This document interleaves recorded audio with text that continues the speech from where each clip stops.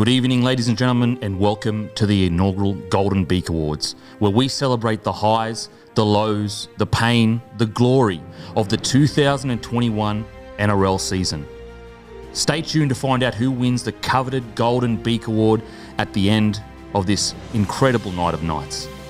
There's an old adage that was brought to my attention earlier this year, an adage by the name of Eduardo Simpsonia. He said, when in doubt, go hot. And let me tell you, ladies and gentlemen, we've gone hot.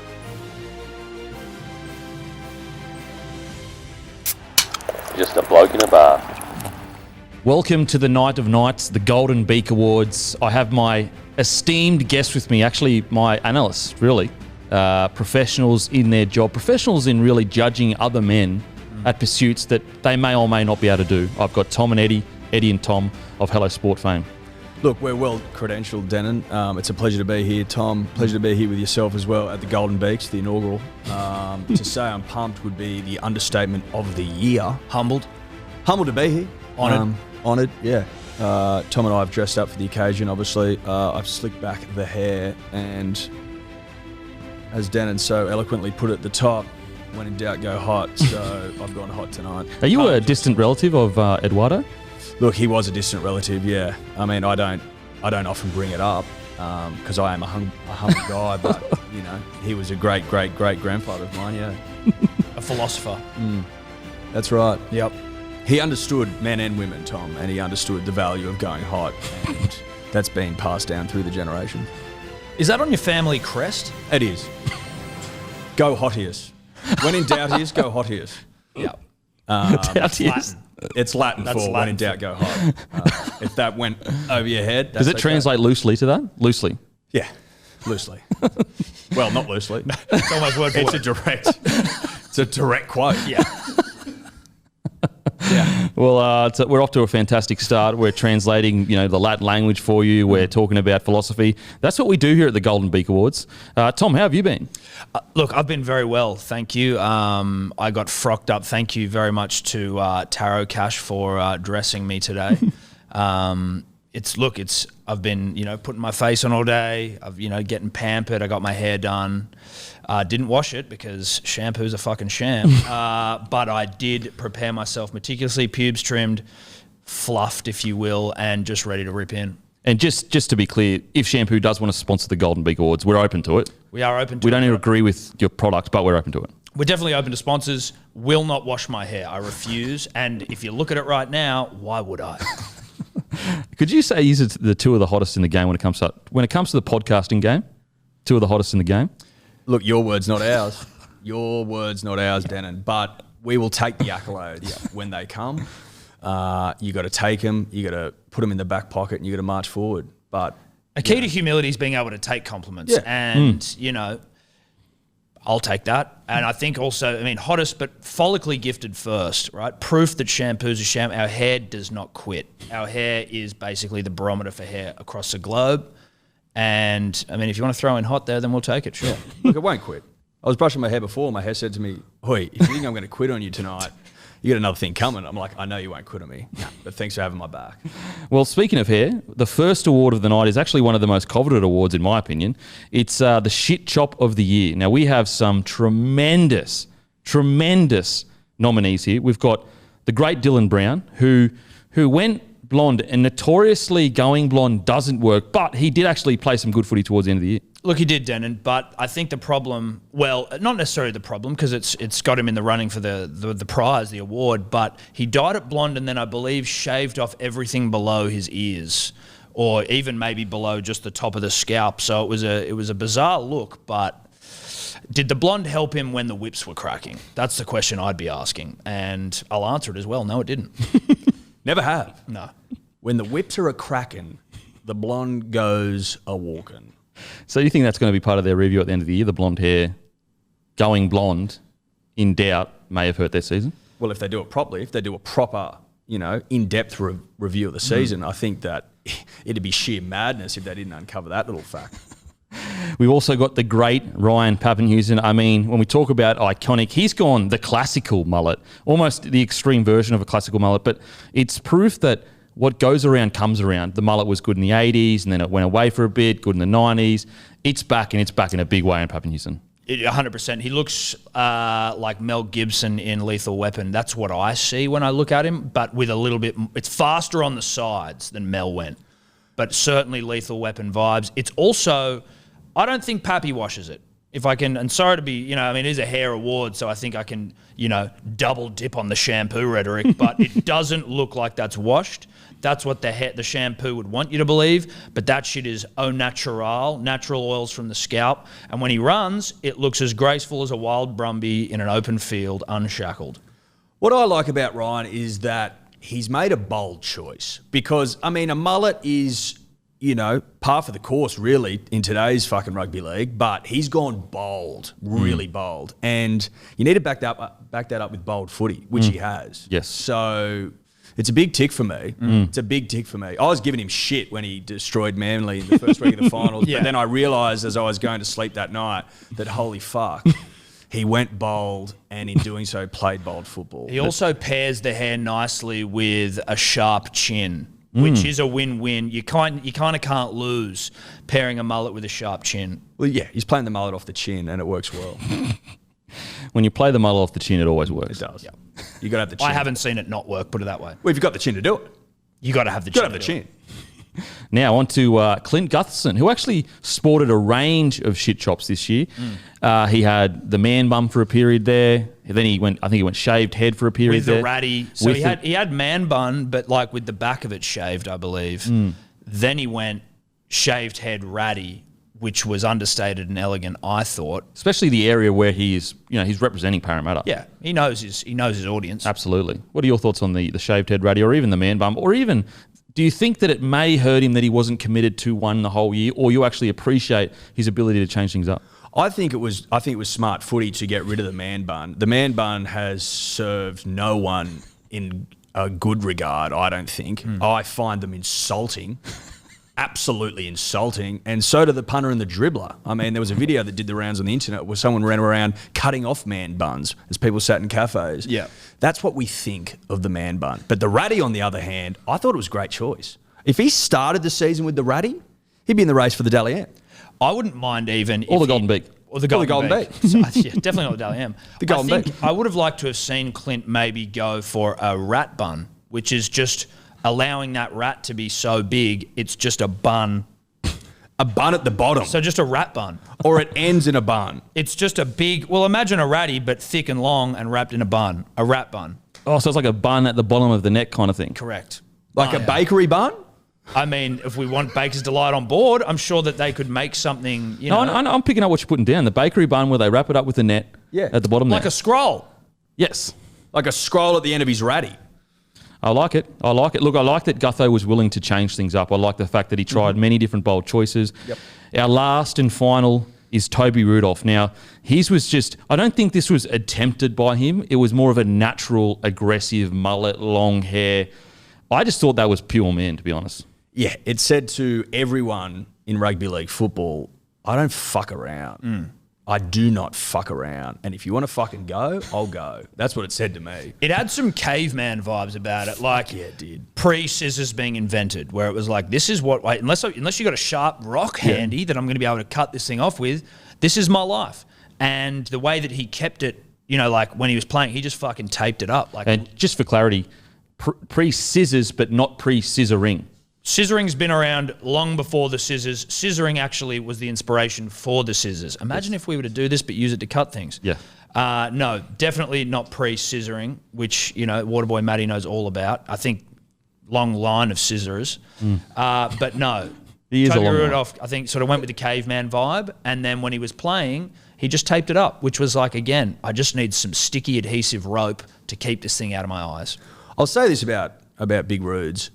It looked to me like he could kill a lion with his bare hands. Now, I don't know if anyone else saw that, but that's what I was seeing. Yeah, I can see that.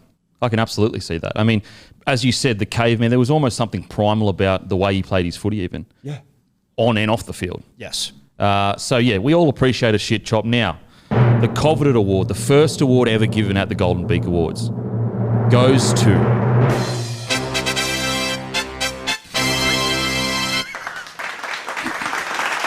the great Ryan Pappenhausen. Congratulations, Ryan.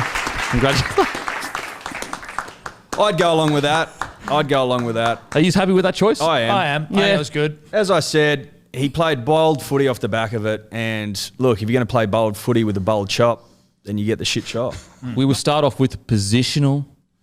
We're going to have a Golden Beak Awards. Apologies. I mean, I don't even know. We're going to actually, next year, we're going to have this over 6 nights to try and compete Yeah, I think so. with the Dally M's. We're actually going to announce a nominee each night of the week and then the position each day of the I think next that's week. good. Each night as well, it's a 3-hour extravaganza to get up to that nomination. We then give you the nomination, and then it's another 3-hour post show, and then we wrap.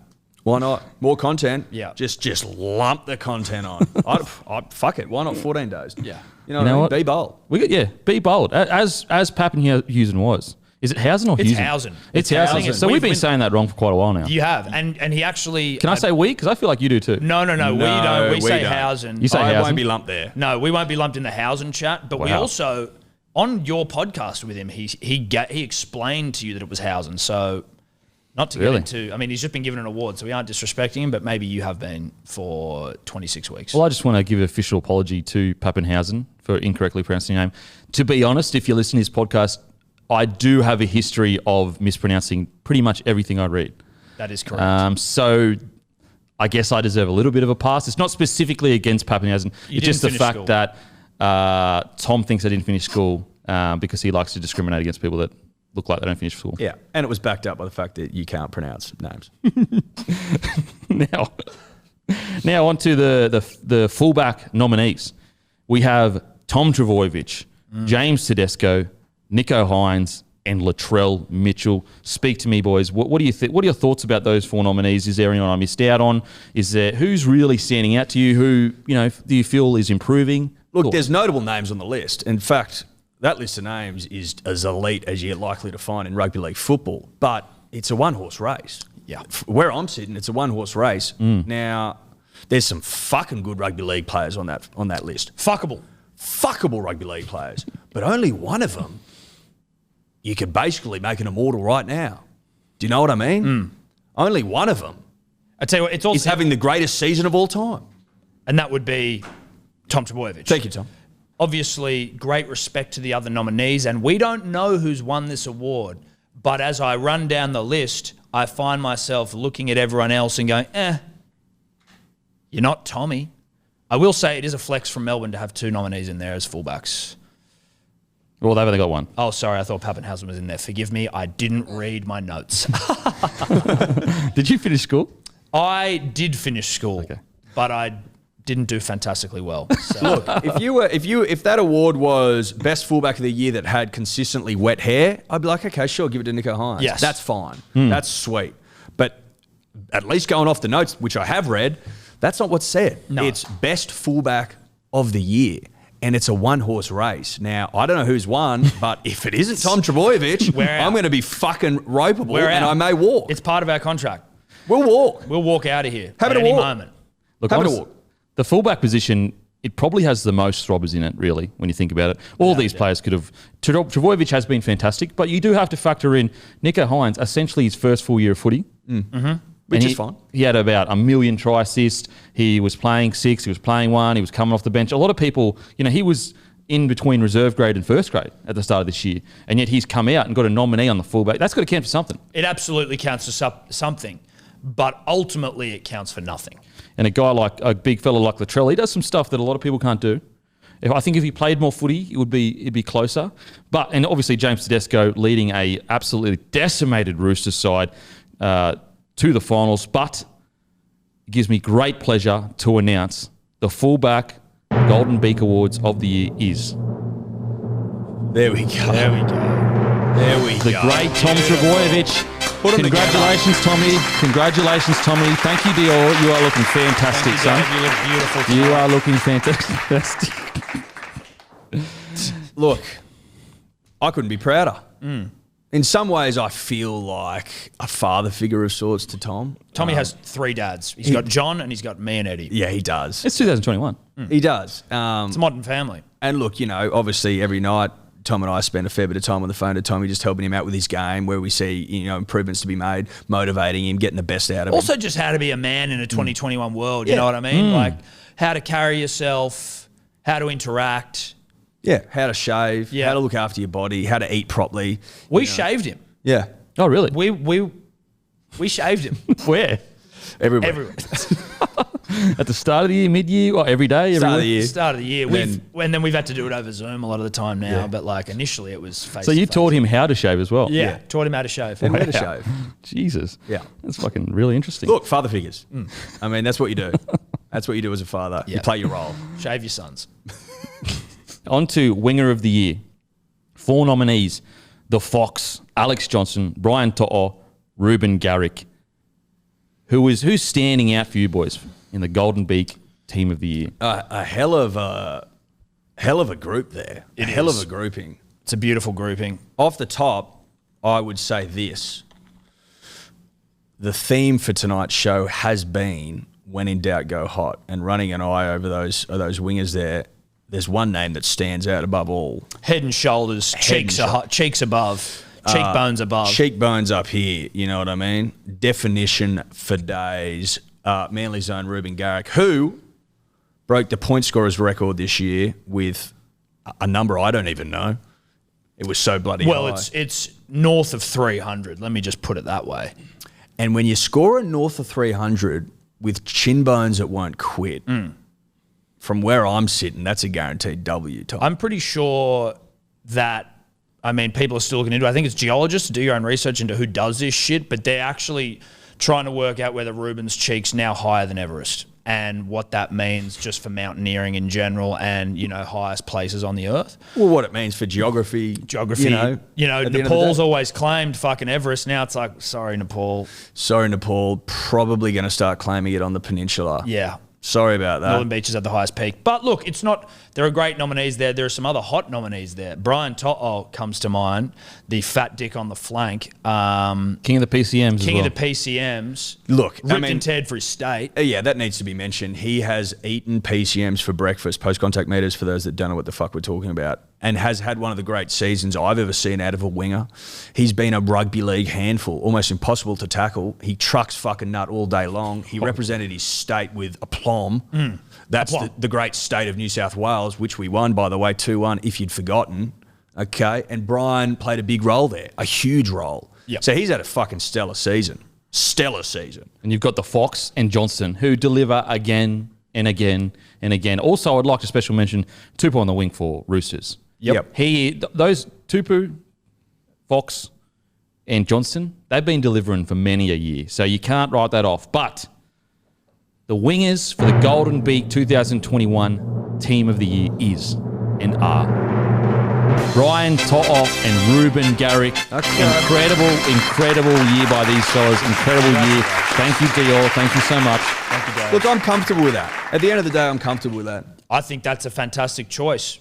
I think it's a fantastic choice. Because you can't go past one over the other, I don't think, really. Like, if you've been fair income with yourself, Tom, it's hard to. It is hard to. You can't not give it to the highest point scorer in Ruben Garrick / biggest cheeks, but you also can't go past Brian To'o of PCM machine. Now, some people might be like, what about the Fox? I'd say this. No. With all due respect, obviously. With all due respect, it's nothing against him. It's just no. Well, it's just a no, isn't it? It's just a no. Sorry about that. Now, on to one of the most... I think this could become a fan favourite, to be honest. Brain Explosion of the Year. Now, we have some fantastic nominees this season. We've had some real humdingers. We've had some real situations that we couldn't believe actually happened.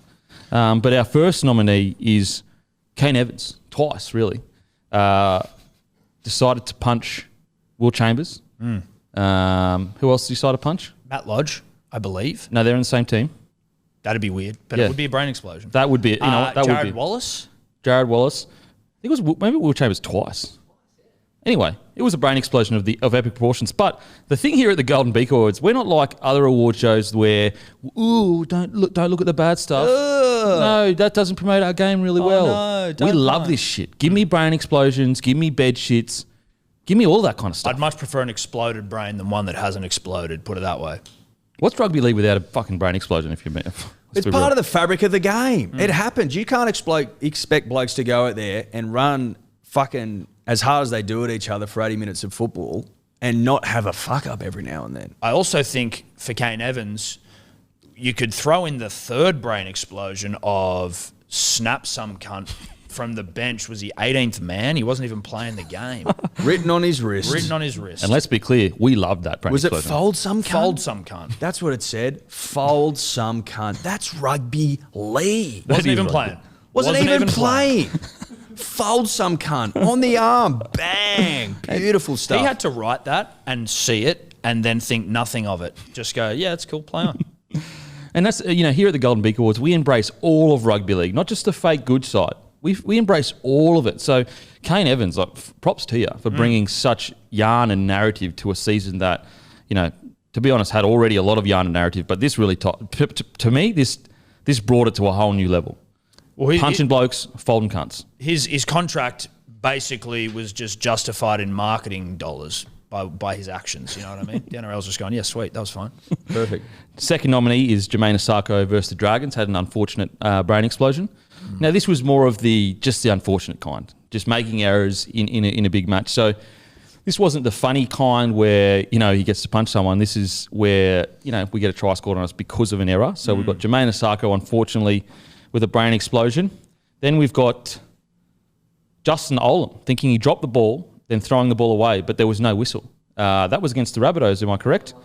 Now, that's a good old fact. That's in between the Kane Evans and Asako in funniness. Like, it's obviously an error, but that's fucking hilarious. Thoughts?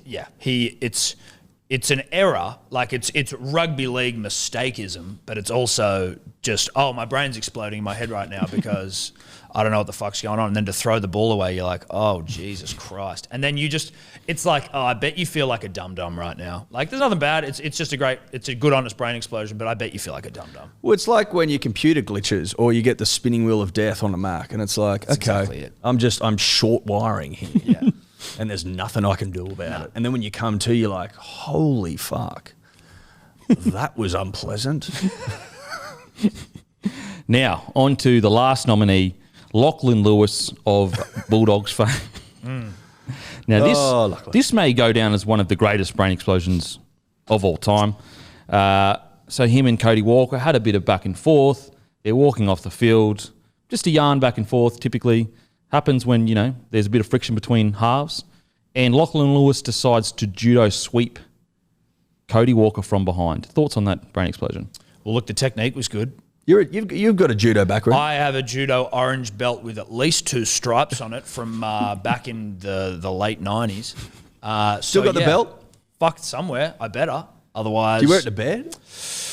No, I don't. But I might start. I might get a dressing gown, like a gi dressing gown, and use it to sort of keep me warm in winters and just get around the house. But I know a fucking judo sweep when I see one. You don't forget the skills learnt on the mat, in the dojo, as it were.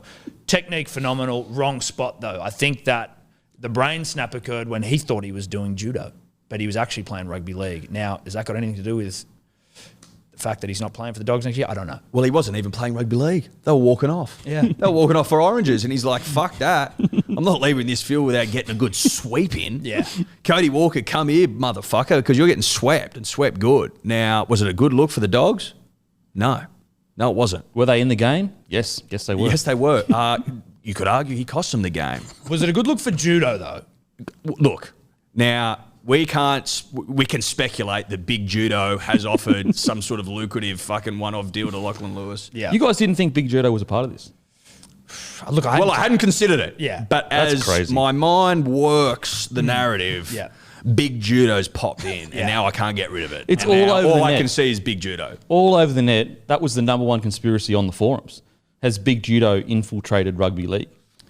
We had anti-agent Big Pharma infiltrate Trent Barrett. So clearly there's a bit of history with the Dogs are easy to be infiltrated. They're easy to be infiltrated. And obviously, I thought it was obvious anyway that Big Pharma and Big Judo had infiltrated. Well, could you argue that Big Judo has been sitting back on their hands for too long watching Big Wrestling get the fucking rub of the green here? I mean, that's all everyone talks about. Wrestle. And Judo's like, enough is a fucking enough. Let's get some sweeps in there, baby. Hip tosses. Bang. Let's Ronda spin the Rousey narrative time. our way. It's Ronda Rousey type. Yeah. I liked it. You know, and they were never bigger. Like judo, when Ronda Rousey was on top of the world, you know, maybe they got a bit comfortable in their, I guess, position as number one. Ronda Rousey, she crashes and burns. They don't scramble quick enough. Wrestle takes over. There's also jiu-jitsu that, you know, I feel like jiu-jitsu doesn't get enough reps. In tackles, a lot of it is jiu-jitsu, actually, on wrestle. But let's just say this was one for the ages. The Lachlan Lewis judo was one for the ages. But the winner of the brain explosion for 2021 is...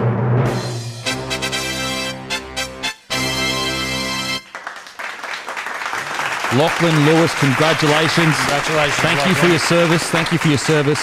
I mean, there could, out of all the awards, I think this was the most deserving. I think so. There's the prize is also a JBL boombox coming your way. So congratulations. Congratulations, Lachlan. Well deserved. Well deserved. Well earned. Now, on to Centre of the Year. We have 4 nominees. Justin Olam, who, interestingly, due to an admin error, wasn't invited to the other awards. Do we believe the admin error yarn? No, we don't. I don't think we do. I don't think we do. I don't think we do. Replace admin error with weight of public opinion, and you have your answer. So, Olam, you're always welcome here, mate. Fucking oath he is. Always Like rips welcome and tears. We don't have admin errors here. We don't even have admin. No, we don't. Which helps alleviate admin errors. Yeah, Yeah. We may have errors, but they're not admin based. true. They're just, you know, Fuck ups. fuck ups. But we own them. We own them straight away. Yeah, we don't steer hide. into our fuck ups. Yeah. We don't Put try it this and way, wool pull. we never hide behind admin errors. No. No. Nothing wrong with a good fuck up, as we're celebrating tonight. Yeah. I mean, you could argue that fuck up is how this even became a thing. You got 3 fuck ups talking to you right now. Yes. 2 with no pants on. Well, 3 with no pants on. Now, on to the next nominee is the great Joey Manu. Did a lot of good work at the fullback role, the 6 role, the wing role, but obviously he's known as a centre. Huge fan of Manu. Obviously, the way the year ended, devastated for the big fella, but he has been one of the best centres in the game for quite a few years now. Yeah, Manu fucks. Oh, yeah. That we do know. Oh, yeah. Manu can fuck with the best of them. Oh, yeah. Well, he was in the Men's Women's Weekly, the Daily Telegraph. They actually did a spread mid-year of most fuckable NRL stars, and Joey Manu was one of front and centre. Big picture of Joey there, shirtless. And when I opened it, I went, who's this fucking snack? I was like, oh, it's Joey Manu. Middle of the Women's Weekly. Fuckable. Snapping blokes and birds. Yes. Did he have some denim on? I think he had denim on, didn't I think he had denim shorts on, and they were short. Are we talking Magic Mike kind of stuff? Yeah. Oh, yeah. Better That's what believe I it. see. No, that's Now- a great nominee. Matt Burton has been nominated as well from the Penrith Panthers. Now, when we talk about great years playing out of position, Burton has been absolutely incredible. He's from Dubbo, so that He's doesn't good surprise Dubbo me. stock. He's great Dubbo stock, and Dubbo stock know how to play footy in any position. They're versatile motherfuckers, and he's proven that. He's like, okay, sweet, put me in the centres. I don't give a fuck. I'll rip and tear. I'm a footballer. I'm a footballer. Oh, he's a footballer. Yeah. You want me to play eyes up footy? Happy to do it. Give me the ball, I'll play footy. I'll tell you I don't give a why. fuck where it is. Because I'm an out and out footballer, and that's what they do. They actually did a bit of research into the games that Burton is playing. The commentators say he's an out-and-out footballer, Yeah. 10% more than usual. Does not surprise me at all. In fact, maybe a little low. But he look, is an out-and-out footballer. Well, so. he is. It's as simple as that. And when you're out and out, it's got to be celebrated. Got to be celebrated. Now, the next is a stalwart. He's a veteran of the rugby league game, delivers year in, year out, the great Dane Gagai, nominated for Centre of the Year. Congratulations, Dane. Obviously, you know, you're not ornament to the game level, but you certainly are as dependable as centres get. Your feats in Origin, you know, they proceed. He's torn you apart a few times already. He's torn us apart. Not me personally. I wouldn't allow it. He's torn the state. He's torn the state apart. A couple of times, more than a couple. Nearly every time. Yeah, a lot of times. Like a lot. A lot of times. Yeah, Gagai, he can play. He can play footy. Yeah. I would just like to add in a couple of my own nominees, Dan, if you don't mind. I'm glad someone's doing this. Because I've run my Is this an eye admin over, error? Well, I've run my eye over the sheet, and it appears that Tom and I's nominees have not been included. Brad Parker of Strong as an Ant fame. Yep. Bone density of a full-grown male chimpanzee. That's right. Morgan Harper of the greatest ball runner and line runner in the history of rugby league fame. And Moses Sully of Mr. 18th Man fame, who's So you feel that your guy that isn't playing centres, he's this week, but usually throughout the year because he's not in the starting side. You think even he should be selected? well, if you just look at the games he's played, which were, you know, not many, he ripped and teared in all of them. Denny, if you're asking Tom and I, should Manly have 3 of the top 5 centres, I would say yes, we should. Look, Conservatively, I don't know. It's your night, but I think the people would agree. Yeah, Manly's been dudded here. Now, the winners of centre of the year in our team of the year are Olam and Joey Manu. Congratulations. Burton boys. just missing out. Special mention to Burton, just missing out. Slice of Devon in it. Honestly, literally this much. I just think Joey Manu, even though it wasn't in centre where he did a lot of good work, he had huge impact on the game. But Matty Burton, unbelievable. And Olam, I just think Olam, the way he can change a game with his aggression, much respect. But honestly, you could put Burton in there easily. He's been fantastic. So but Burton just missed out, but Olam and Manu get the cookies or the chockies, whichever way you say it. Is it cookies or chockies? It's chockies. That's an error. But I don't mind cookies. Look, you get the chockies, but if you're in a mood for cookies, then you'd get the cookies. What about choc chip cookies? Well, if I was to get chocolate about- cookies, Dan, I'd be happy with that. You know? Yeah. You could get the cornflake cookies. There you go.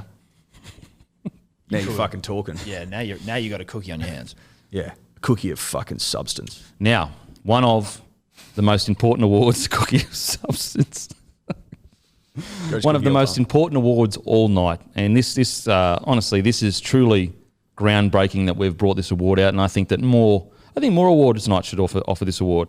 It's the Christopher Hitchens Medal for Journo of the Year. As we all know, Christopher Hitchens, one of the most famous journos in the world. He passed away a few years ago, but he was truly impactful on investigative journalism, uncovering some incredible truths about some corrupt governments, travelling the world, just what journalism is all about. Now, we have nominees for this award in rugby league. The great Paul Kent, Thought Boys. I mean, Kenty is, I don't know, is he the outstanding alpha in terms of the list of journos that we have at our disposal? He sits at the head of the 360 desk. He's everywhere in the media. He's the back page of the telly, the Men's Women's Weekly. Played a game of footy, which helps. He's played a game of rugby league. Absolutely. I mean, fuck. It's hard to go past Kenty. He's there. He is where he is for a reason. Works hard, goes over the top, all the time, which I love. Tremendous nominee. Starts and ends over the top. There's never really a working towards going over the top. You know what I mean? It begins at volume 10 usually. Yeah, he's pissed off. Angry. He's man. angry as fuck. Angry. And I'm like, okay. But that's the way we like our journos in rugby league. Yeah, got to be angry. Got to be angry about something. It'd be a boring place without rugby league journos. Yeah, and it really would be. especially angry ones. Angry journos are they're nearly half the battle when it comes to marketing. Yes. Yeah. You look at, not to take a piss on rugby union right now, but name a rugby union journo, I'll wait. It's true. They should have, what they should have is a union league fight night of journos. Oh, it'd be I bloody would not one-sided. like Union's chances in that one. Kenty's flogging. I reckon Kenty could throw him. Kenty fucking throw him. He'd throw him. Well, or is it a dribble off? Maybe. Are they just giving scoops? Yeah, scoops Like a off. debate. Yeah. Like first speaker, second speaker, Yeah. someone that anchors. How outrageous of a claim can I make that sounds true? And you just have to back it up with vague generalities. Yeah. That's all you do. How believable is this lie? The saying of the journo, I don't know if you realise this, ours is obviously when in doubt go hot, theirs is when in doubt go angry. Yes. And it's worked. It does work. It does work. Now we've got an ornament of the game, if you will. Now, I'm not sure if you're going to meet me there, but Buzz Rothfield. Oh, fuck yeah, he's an ornament. He's an ornament that's seen better days, just in general, but he's also the king of mayonnaise, which we only really uncovered this year, that Buzz is actually 90% mayonnaise. If you were to cut him open, what comes out would be great on a fucking Sambo, I tell you. That's it. I think, what's the old saying, that 80% of your body's made up by water?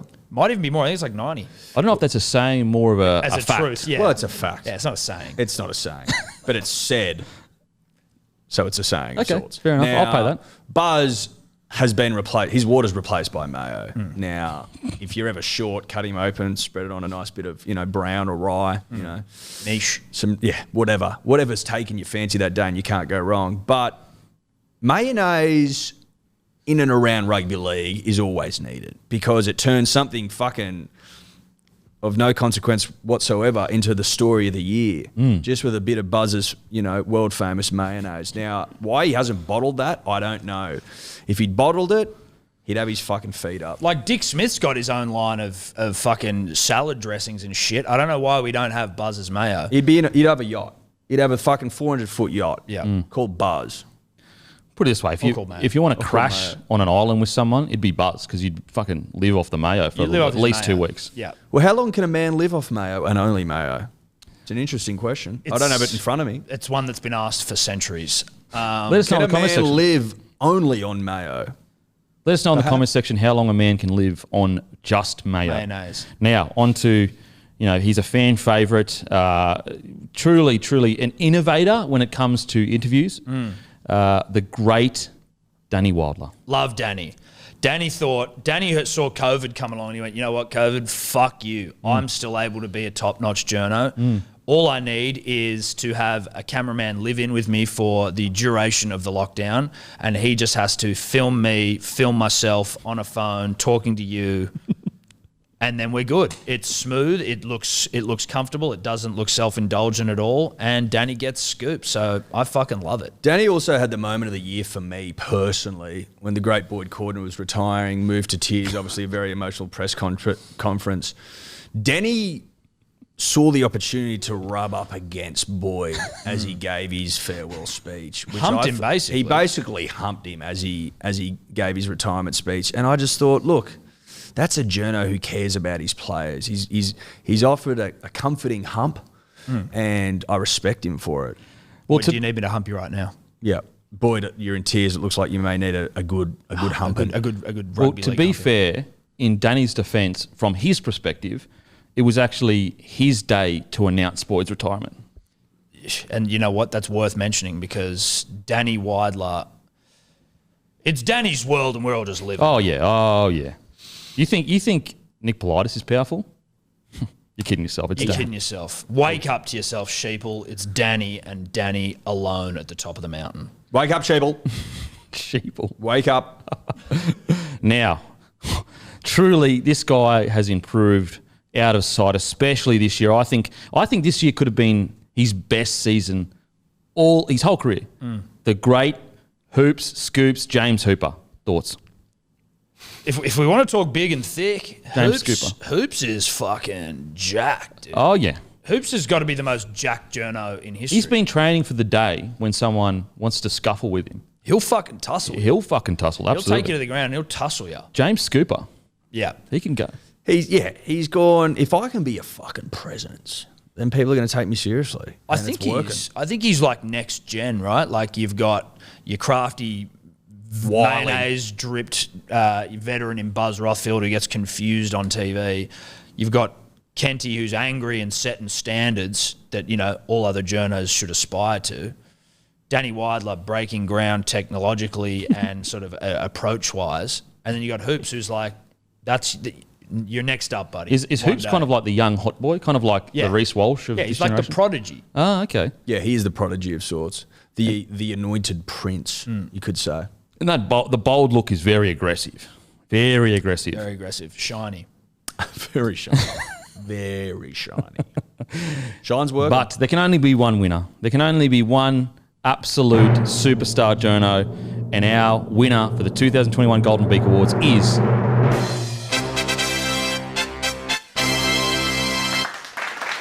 the great Paul Kent. I just think he delivers on a consistent basis. 100%. Don't get me wrong, Buzz and Danny and Hoops have had some big stories, big moments. But on NRL 360, Kenty's delivering nearly every night of the week. You've got to applaud consistency. You have to. You've got to applaud consistency in this game. And he steps up every night. Every night. Yep. And he fucking maintains the rage, which I find impressive. Well, he anchors the biggest journo show in the country in NRL 360, and he rips and tears. He doesn't take a backward step. He'll fight anyone at a moment's notice, and he backs himself. Well, people think you and I dribble, Tom. But fucking Candy can dribble. He's our North Star. Hello? Paul, is that you? This is Paul Kent speaking. Can you hear us, Paul? Hello? Hello, Paul. Paul, you've won Journo of the Year, the Christopher Hitchens Award. Oh, mate, award nights are for fucking cats, mate. What? What does that mean? For cats? Mate, back in my day, there were no awards, mate. I tell you what, the game's gone soft, mate. We just wanted to congratulate you, Paul. It's a phenomenal year that you've had. Mate, these award nights are shit. They're shit, mate. They need to do better. Okay. Why are you yelling at us? This is my normal voice. Right. Look, it sounds like you're going a little over the top, Paul, if I'm honest. But congratulations. A hell of a year for you, mate. Mate, these award nights are shit. They need to be better. The way you've called me, what phone are you working with? What phone are you using? It's probably shit as well. Well, it's an iPhone 12, I believe, Paul, top of the line. Shit phone, It's a pro. shit phone, shit awards night, mate. I tell you what, the Using a pro, NRL you? needs to have more awards nights. Wait, They need more awards nights. Mate, the NRL's not doing enough awards night. They need to be better. It's a joke, mate. It's a joke. that you just said you didn't want any awards. That's like in direct. Mate, don't try and turn it around on me, mate. Don't try and turn it around on me. The NRL needs more awards nights. They need one a week because this is bullshit, mate. They're not giving back. I mean, what about the fans, mate? What about the fans? What was Paul, you're not making much sense. I've got to be honest. You're making very little sense. Mate, whatever. You guys are kidding yourself. Back in my days, we had awards nights every single week. Is there anything you're most proud of this year, Paul, that you've done? Oh, mate, I had plenty of good nights. I had scoops. I had insights. I just loved what I brought to the game, what I bring to the game every week, mate. Are you sure you're not yelling? This is my inside voice. And also I've been told that the louder you yell, the more right you are. I can't argue with that. Look, fair enough, Paul. Any insight into why you're so angry all the time? I'm not angry. Mate, how am I angry? I tell you what, you young fellas are just soft, mate. You're soft. Well, we'll take that as a comment. Yeah, I think we will. It's hard to argue there with Paul. I am. Anyway, fairly I've intimidated. got another fucking scoop to get, mate, because I tell you what, the NRL needs less awards nights. I'll see you later. Wait. Thank you, Paul. Paul Kent, ladies and gentlemen. The Christopher Hitchens Award for services to journalism in rugby league. That call couldn't have made more sense. Yes. Well done. Well done. Rugby League's Night of Nights, Golden Beak. Let's move on. Golden Beaks. Now, the nominees for 5/8 of the year for the 2021 Golden Beak Team of the Year, we've got Jerome Luai, Cameron Munster, Cody Walker, and Kieran Foran. What are your thoughts? Great list. Phenomenal list. Phenomenal list. I tell you what, we'll start off the top with the great Kieran Foran, Foz. No one thought he could get back here. No one thought he could get back here. Listen, people, I don't think, because of the teams he was playing for when he left Manly, people actually didn't realise Kieran was playing rugby league. They thought he'd retired back in, 2014, when he went to the Warriors or the Eels, or who gives a fuck. Eels. No one knew where he was. And then he just sort of arrives back on the peninsula, long hair, fucking, and everyone's like, it's like when your dog goes missing and then you're heartbroken, dog's gone, rocks up like fucking 8 years later and you're like, where have you been, bro? Yeah, and it's the same old dog. It's the same old looking dog. to rip and tear and win rings again. Yeah, and you're like, and you're holy like, shit. and no one believes that your dog's still going to be able to rip and tear. They're like, oh, you signed for, and it's like, yeah, dude, we believe in this old dog. Yeah. We got faith in this old pooch to deliver. And delivery has. Cameron Munster obviously goes without saying. The bloke just thrives in the big moment. He's a big game player. He's probably the biggest game player Oh, yeah. in the comp, and he fucking backs it up. But he's like, his approach is big game player with a devil may care, couldn't give a fuck attitude, which makes his big game playery even more arousing. Yeah, because it's like, oh, no, this is a big game, but I don't care. I do care, but I'm making out like I don't. Yeah. Which is making me really sexy and fuckable. And I get it, and he gets it. So congratulations to him. Oh, he gets real fuckable around finals time. Oh, God. Jesus. At the end of the year, each passing game, you realise that this man's set of fucking balls cannot get any bigger, but they do. They seem to keep getting bigger. And bigger and bigger and bigger. And you're like, how do you play with them in Yeah. finals footy? He's like, because I'm fucking great, bro. What do you mean? We've also got the great Jerome Luai, who had an incredible start to the season, killed it in Origin, struggled a little bit for a couple of games after Origin, but now he's back to his good form. I mean, when we talk about throbbers, there's some real throbbers in the 6th position. Real throbbers. But they can only be given to 1 6 for the year, and the winner of the Golden Beak 5/8 of the year is the great Cody Walker. I mean, unbelievable season. When we talk about out-and-out footballers, he's an out-and-out footballer. Oh, he's an out-and-out footballer, Denon. When he wakes up in the morning, he's a footballer. When he goes to take a shit, he's a footballer. When he goes to have brekkie, he's a footballer. When he goes to have a shower, he's a fucking footballer. I tell you, there's no point in this man's day where he's not an out-and-out footballer. He can dish nut like no one else, and he's also, theme of the night, hot as fuck. He is. He supplies incredible seed, incredible nut. He also loves a try assist. Doesn't mind fucking scoring them either. And is, at points this season, put the Rabbitohs on his back and gone, fucking follow me, cunts. Yeah. Because this is how you win games at football. He's a hell of a player. Yes. And he plays eyes up, which I've always loved. Yeah. And as Tom so eloquently put it, he's a footballer to his core.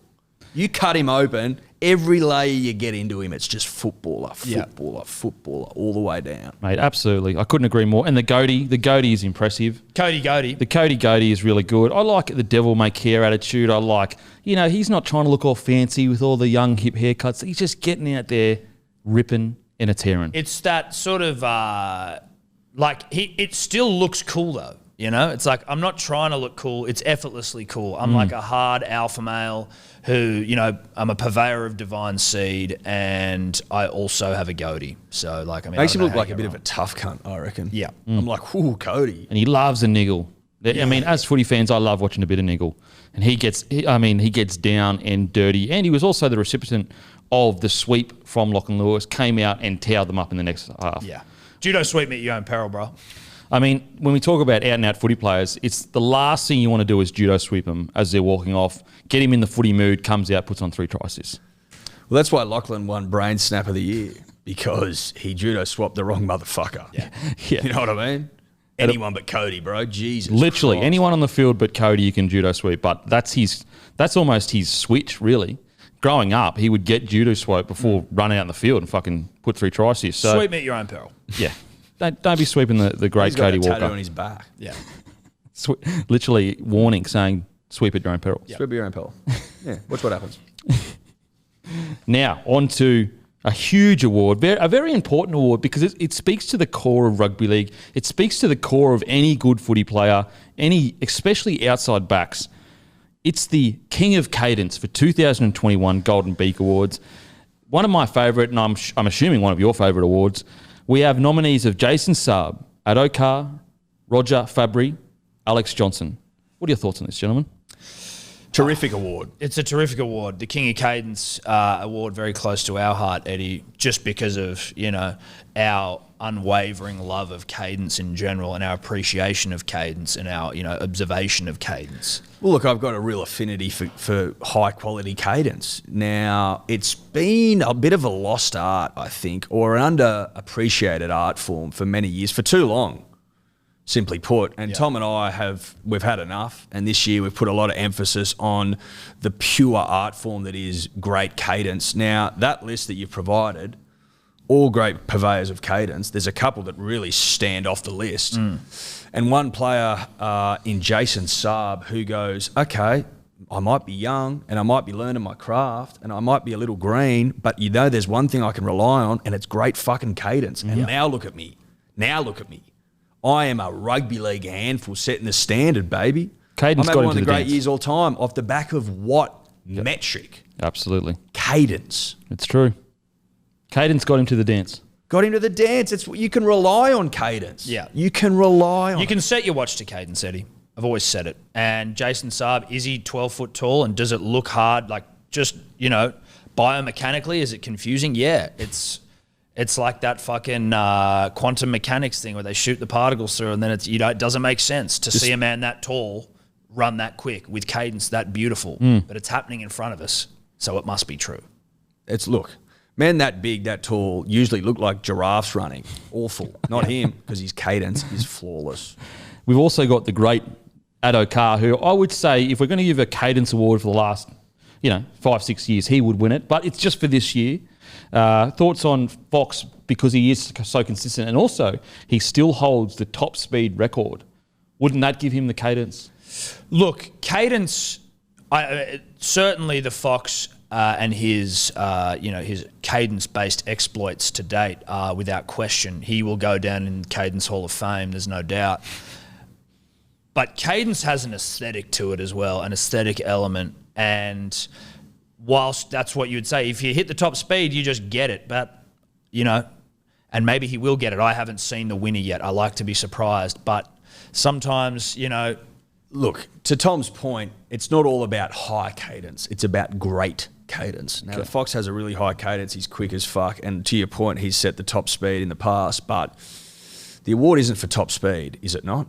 It's for cadence. So that's where that's where I think the winner may well be settled if I'm running an eye over this purely from a cadence perspective. And just before we get to the winner, as you are experts in cadence, how much does tucking your penis between your legs help your cadence? That's everything. It's everything. It's everything to cadence. If you can't fasten your shaft and your sack basically back to your asshole, there's no way you're going to get anywhere where you need to be from a cadence standpoint. And shout out to the great Matt Shervington, who he set the standard or illuminated the rest of us to the idea that you got to start taping, because he was an untaped man his whole career, and he ran a 10:01. Had he have tucked, had he have fastened, he may well have been the quickest white guy of all time. And Shervo, I mean, it was a mistake on his part, because he had such.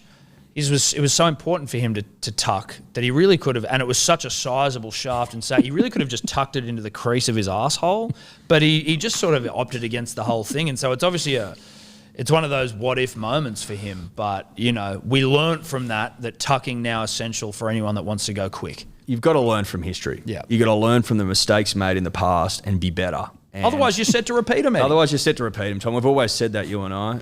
And that list of nominees have learnt from Matt that a good taping the only way to success. Now, the winner of the King of Cadence for 2021 is...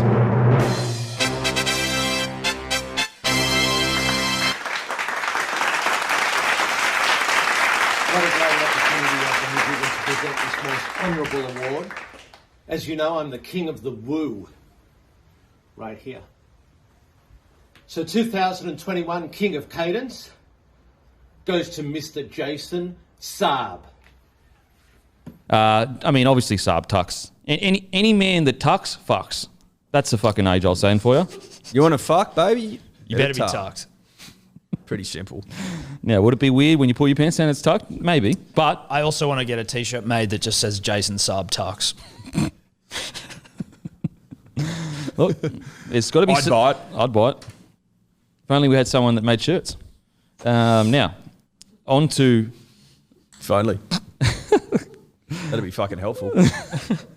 On to the 7 position, one of the most important, if not the most important position on the field.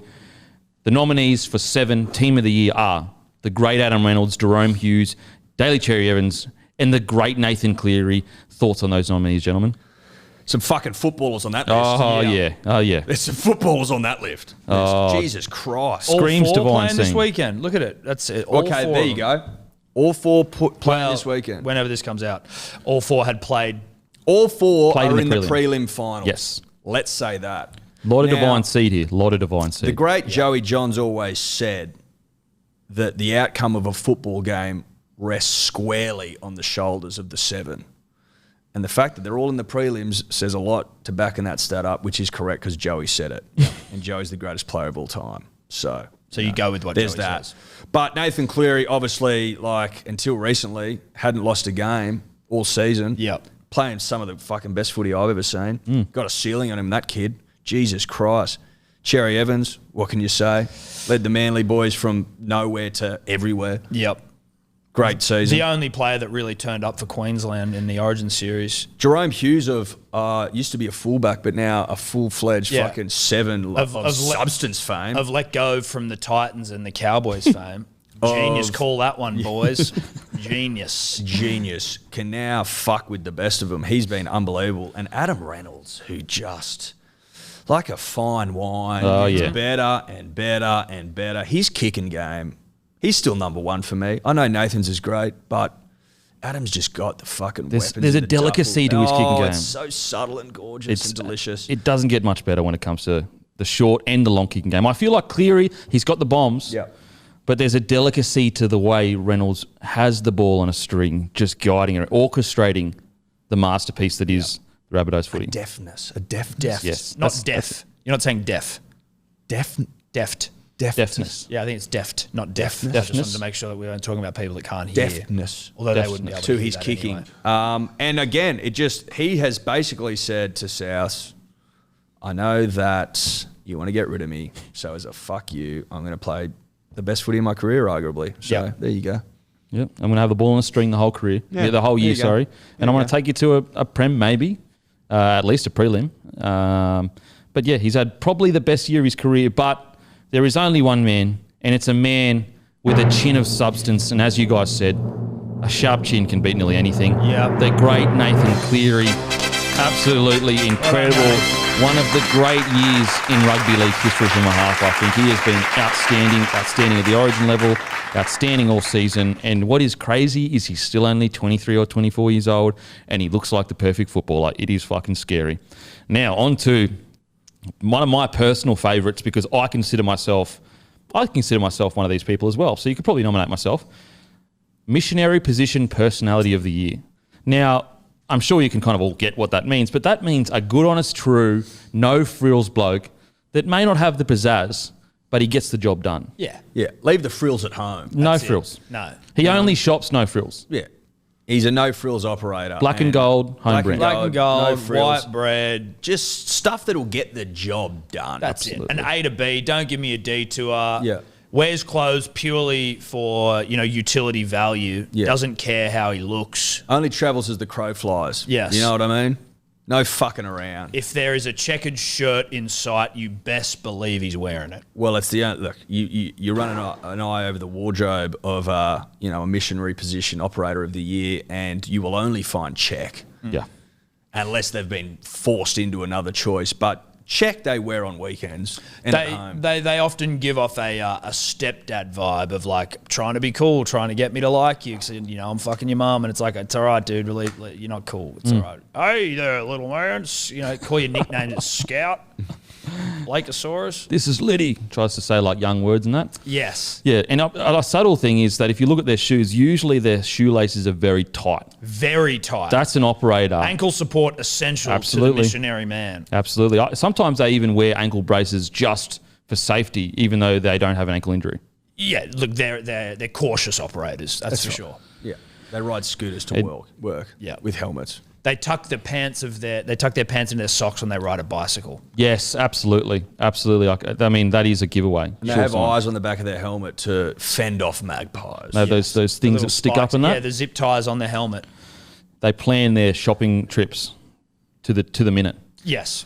So basically, they put out a map and they say, like, this is where I'm going to get to. It's going to take me 15 minutes. And to be honest, the world would fall apart without missionary position 100%. personalities. They're the glue of any society that grows great. That's right. And above all else, they don't see any value in moves outside of missionary. I mean, it's got the job done for millennia. Yeah. And why change a good thing? Well, I mean, if you were to change it up for them mid-session, they would be all at sea. They'd be like, well, I don't know what to do here. They aren't good ad-lib fuckers.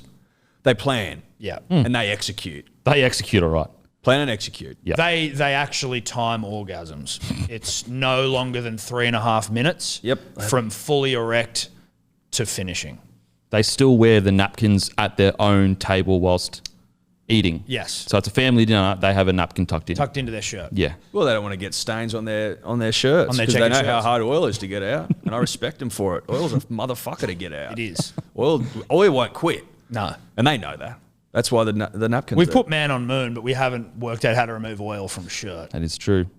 Also, just on that, another subtle giveaway is they've actually never put any other colour in with the blacks when they wash. Oh, fuck no, they That's haven't. a fucking big They no-no. separate whites and colours, Oh my bro. God. Mix colours at your own peril. Yeah. Okay. No, So the thank you. nominees for missionary personality of the year are Ben Ikin, Cooper Cronk, Andrew Voss, and Voss. I mean, you could even throw myself in there. What are your thoughts on the nominees? I think Ben Ikin, obviously one of the key purveyors of missionary. I mean, to keep Kenty on the straight and narrow for the years he did, if they had anything other than a missionary personality there, that the whole building would have exploded. Would have collapsed. Yeah, his work in the missionary position certainly precedes him. He sets standards from that position. From all reports as well, he's got a thrust on him. So, I mean... Oh, he can thrust. Man can thrust. Look what he's doing at the Broncos now. He's thrusting his thrust way all all right around there. Red Hill. He's like, motherfuckers, you sit down and watch a man thrust. Yeah. Let me whip out the Excel spreadsheet.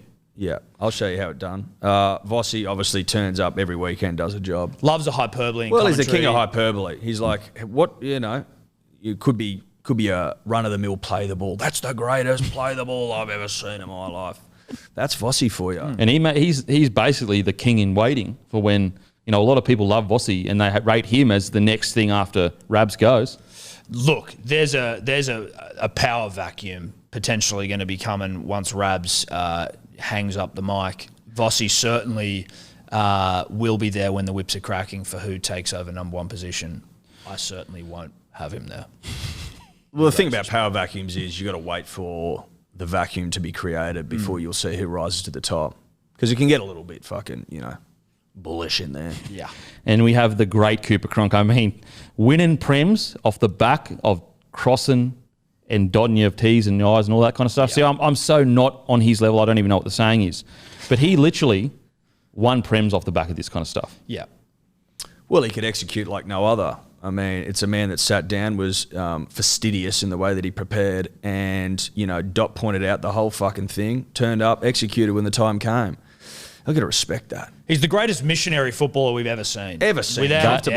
Absolutely. Without a doubt. Absolutely. Literally, his last 3 years in the NRL were prems. Yeah. And that was off the back of pure, cut and dried missionary position. Plain Jane, no frills stuff. Yeah. Okay, sure. I mean, he's the greatest proponent of no frills possibly of all time. Yeah. When it comes to playing rugby league football. Incredible career. Now, the winner of missionary position personality of the year is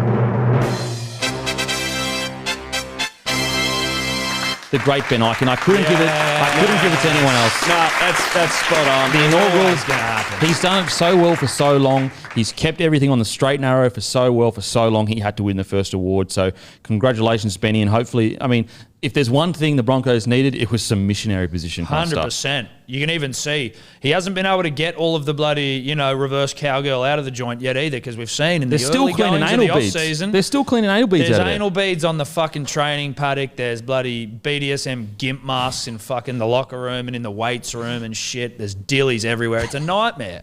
Oh, mate, you need 6 months to clean up the delis alone. He's But there's a man for the job, and it's Ben Ikin. Yeah. And he'll clean that fucking place up Fucking and get oath back he to good, honest, true, missionary fucking. He's going to go in there. I reckon all admin by the end of the next year will be wearing checkered shirts. I fucking hope they are. Well, Mate, I mean, I almost think there's something to be putting the players in the check. fucking off the design.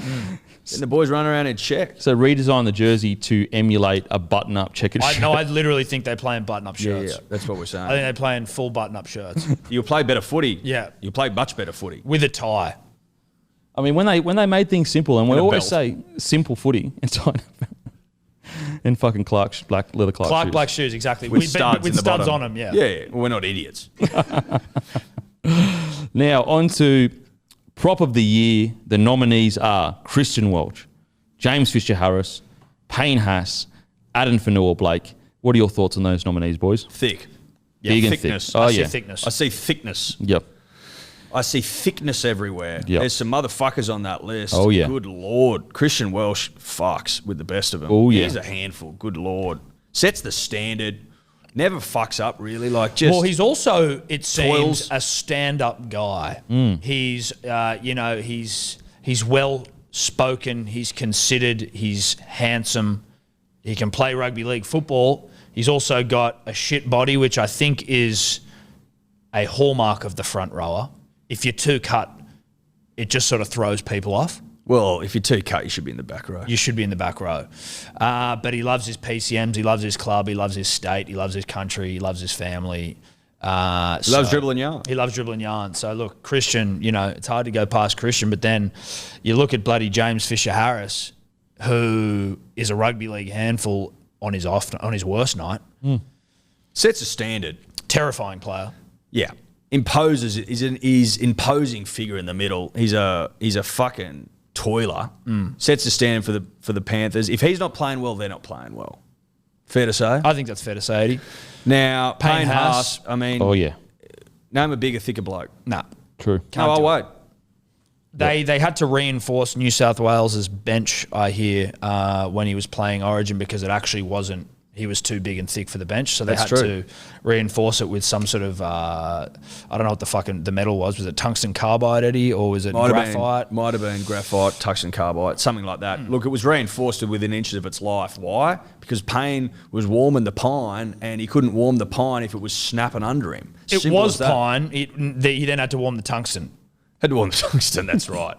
Simple as that. Like, the bloke's had a fucking terrific year. That's why they're throwing huge money at him and 10-year deals, because he's a young footballer who's not yet in the prime of his life, but already playing some of the best fucking front row footy we've seen. I think it'd be fair to say that he's the most gifted front rower you've ever seen. And you're just like, what's this kid's ceiling? Like, where's he going to go? Because, good Lord, if he continues on this trajectory for the next 5 or 6 years... You've always got the greatest prop of all time. Sky's the limit, and that means there is no limit. That's the point of the saying. Love that. Because it's limitless. Yeah, aim for the stars. If you miss, you'll land on the moon. Yep. Which is also wrong. Are the front rowers the new rock stars? Are they hot again? Well, they've got to have something about them. Yeah. Yeah. Maybe lead guitar. I don't think you're not front and center yet. That's probably more your fullbacks. But you're certainly not a bassist. No, or a drummer. You're out the front. I just feel like front rowers, they're in vogue again. There's a few years where they're a bit dismissed, but they're hot and ready to trot. Yeah. But that's because of blokes like this, like Adam Fanua-Blake, shouldn't have left Manly fame. Like, that bloke is fucking terrifying. Yes, he is. He scares the shit out of me. Yeah. He's a terrifying guy. Terrifying man. Big, loves a PCM. Big PCM, big PCM, big thick quads too, thick boy. But there can only be two winners. The winners of the Team of the Year front rowers are Fisher-Harris and Payne Haas. Congratulations. Great decision from the Golden Beak Committee. Absolutely, the Golden Beak. We haven't missed, in my opinion. No, we haven't missed. No, fuck no. Now on to the next award, which is it's in a similar range. We just talked about the rock stars of rugby league. We just talked about the hot to trot players of rugby league, but you've also got to show the same love for the nut trucker. Correct. Now this is Nut Trucker of the Year, and what is it? Define nut trucker for us, please, boys. Look, Denon, I'm glad you asked. A nut trucker, by definition, shouldn't really truck any more than 100 metres of nut per game. In fact, ideally, you're wanting more around the 70 to 80 metres worth of nut per game. You also don't want to see any post-contact meters. You just want to see good, honest trucking of nut. Hit the line and drop to the ground. Yeah, go on there for your 20-minute stint and get the fucking job done. If you saw a nut trucker offload, then you weren't looking at a nut trucker. Simple as that. Usually have played, or at least back in the day, they played a handful of games, city or country. Yeah, one or two for city country. No more than that. But they turn up every week. They're the heart and soul. They're the heart and soul of the club. They're like the volunteers, you know what I mean? Yeah, they're from the Olympics. Exactly. You remember the volunteers at the Olympics? They had the jacket on. They didn't ask anything. No. They didn't ask for anything. They just turned up every day, rain, hail or shine. And they did a job. And that's what the nut trucker does. Yeah. They don't ask for fucking applause or congratulations. They don't do it for awards. No, they're just truckies. They do it because you know what they think of when they wake up in the morning? How blessed I am to truck nut for a living. Yeah. Yeah. They don't see themselves as footballers. They see themselves as truckies. Yeah. They're truckies. They're actually in the Truckers Union. Exactly. And without truckies, rugby league stops. That's it. If the Truckies go on strike, I don't know how Team Rugby League will fucking... Well, it'll stop. Simple as that. Yeah. You don't have a game. It grinds to a halt. Absolutely would grind to a halt. I mean, if you don't have blokes that can truck nut, they're basically the core of anything good that happens in rugby league. Off the back of a nut trucker. Yeah. They usually won't be doing it. It's on their shoulders though. Yeah. Look, if you don't progress the Steeden, can't win. Great stand on the shoulders of truckies. Yeah, absolutely. I mean, Joey's on a mountain of truckies. That's it. Well, exactly. Like, he's on the mountain, he's at the top. Obviously. But underneath him, truckies. Any thank you speech in the history of rugby league, the first person that is thanked is the nut truckers in my team. Go back and look. Literally, like Joey will always say, thanks to the boys for laying the platform. Yeah. Yep. Guess who's in the platform? Literally laying their bodies on the line for nut truckers. Yep. But the nominees we have is the great Blake Laurie. Fuck me, he can truck. He can truck 2 offloads in 25 games. Like, that's a fucking stat you can hang your hat on. It's Blake too Laurie. many, but that's pretty good. Yeah, look, it was probably late in the game and he had to get a couple off. Yeah. You know what I mean? They're probably down for a... Chasing points, Yeah, he's tired. look, chasing points, 5th tackle, time's run out. He had to offload. Might have been a knock on actually, and Might they have just been. deemed it as an offload. Yeah, possibly. We have, veteran. When we talk about battlers just battling for the boys for years on end, the great Aiden Tolman, 2 offloads in 25 games. He is a nut trucker. He's a nut trucker of some note, Aiden. One of the Bounced great around nut truckers, a couple honestly. of clubs as well. You know, that's a nut trucker likes moving around. Oh, that's what I like to see in my nut truckers. You know, 4 or 5 clubs on the resume. Yeah. You know, again, no representative footy. That's what I like. That's to what see. you want. Low on all stats. Yeah. We've got the great Ryan Sutton, which actually, I don't know how he made this list because it's 6 offloads in 25 games. That's quite high for a nut trucker. Well, it's a big year. I think that's a line through Ryan. As much as we do appreciate Ryan his surely services. doesn't win. No. I think we're gonna have to put a line through Ryan. No offense to Ryan, but that's look again. That's 6 too many. 6 offloads in 25 games. 6 into Ryan. 25. Gee, like I mean, Who do you think you are, James Tedesco? He's Calm like- down, brother. he's like the Sonny he's Bill. offloading 25%. In 25% of his games, he's offloaded. No, we can't be doing that. That's the Sonny. He's a Sonny Bill of nut truckers. Yes. Look, it's too many. It's too many. I'm sorry, Ryan. You know. Now we have another. When we talk about unsung heroes at a club that is really struggling, we're talking diabolically struggling. 0 tries in 89 games. Always goes out and trucks, unbelievable nut, and tackles his dick off, Alex Twell. Yeah. We did actually forget to mention that a lack of tries also a real hallmark of the nut trucker, and none doing it better or worse, depending on how you look at it, than Alex Twell. 0 tries in 89 rugby league football games is a fucking effort. Well, that's because he's got one job. Yeah. And he does it, You know, well. if he knows his role. If the coach says to him, "Listen, Alex, I need you to go out there today, mate, and I need you to truck, nut, and make tackles," he goes, "I can do that." Yeah. Why would I score tries when I've got a job? I've got a job to do. I wasn't asked to score tries. I was asked to truck nut. And I tell you what, did he or he trucked nut all right? 8. There was some games. There was a period there we had like 2 missed tackles in like 10 games or something crazy like that. You love that from a nutty. So, I think I've already given the answer as to who was the winner of the Nut Trucker of the Year. The great Alex Twell. Honestly, to think he's at the Tigers, getting up for every game, ripping and a tearing. Some games 50 tackles, 0 misses, no try in 89 rugby league games. Absolutely incredible effort. That's beautiful stuff. That is truly beautiful. Makes me proud to be a fan of the game. Yeah. The 4 blokes that we just mentioned are the heart and soul of rugby league. Now, on to the nominees for Hooker of the Year. We have 4 nominees. Appy Coruscant, Brandon Smith, Damien Cook, and the great Reid Marnie. Thoughts, boys? Another incredible list. Another incredible list. The dummy half sets the fucking tone, don't they? For the rest of the side to follow. They're the metronome of any good rugby league side, Eddie. They set the beat, the pace of it. That's how the it. game's going to be played. Yeah. That's a great fucking point, Tom. And there's a couple of metronome connoisseurs on the list, Tom. I think it's fair to say. Appy Coruscant obviously learned everything he knows at Manly, and he's now, providing that knowledge at the Panthers and doing fucking well. When Appy's ripping, the Panthers are ripping. It's as simple as that. That's the way it goes. You know what I mean? Made his Origin debut this year as well. He did played well, Tom. Had a scandal in him, so it's a great one for Appy, a great season for Appy. Brandon Smith, thick, cheeky, fast. Can throw. Yeah. Oh, Harry Grant's coming this year. Yes, so fucking what, bro? I'm going to start and I'm going to rip. And everyone thought he was going to be on the bench. After me, mate. Yeah. He Everyone can come thought on he was after gonna be me. on the I'm fucking- fucking starting, motherfucker. It's like, Harry Grant literally being crowned the next Cameron Smith. Got me dick on the table, ready to fucking wrestle. Sorry, dude. Apparently, there's a lot of rumblings at the dummy half union because he's scoring too many tries. They're fucking furious. Apparently he's got a sleeve tattoo on his cock. Also, another nominee that was actually that we forgot to mention is Harry Grant. So that's an admin error. We don't have admin. We don't have admin errors. That is actually No, it's a fuck up. That's a fuck up by Matty the Was Water it a Boy. fuck up that Lachlan Croker wasn't on there? That seems like an opportunity missed. Seems like you're trying to get us angry here. But back to what you were saying, he has a cock tat, a sleeve. I think he has a cock sleeve tattoo on his cock. I'm not sure about that. That's just what I've heard from sources I'm not prepared to reveal. Okay. But it's tastefully done. Oh, would it be tasteful? Cheese is a tasteful guy, and a cock sleeve sounds, extremely tasteful. Sounds like a mouthful. I mean, a cheesy cock that's got a sleeve on it. That's what tasty is. That's shit, yeah. You look up tasty in the dictionary. Baby. Damien Cook, again, people are like, fuck, has he still got it? Is he still up to it? Shut up, bruh. I've still fucking got it. I'm still here. the Oz and New South Wales hooker.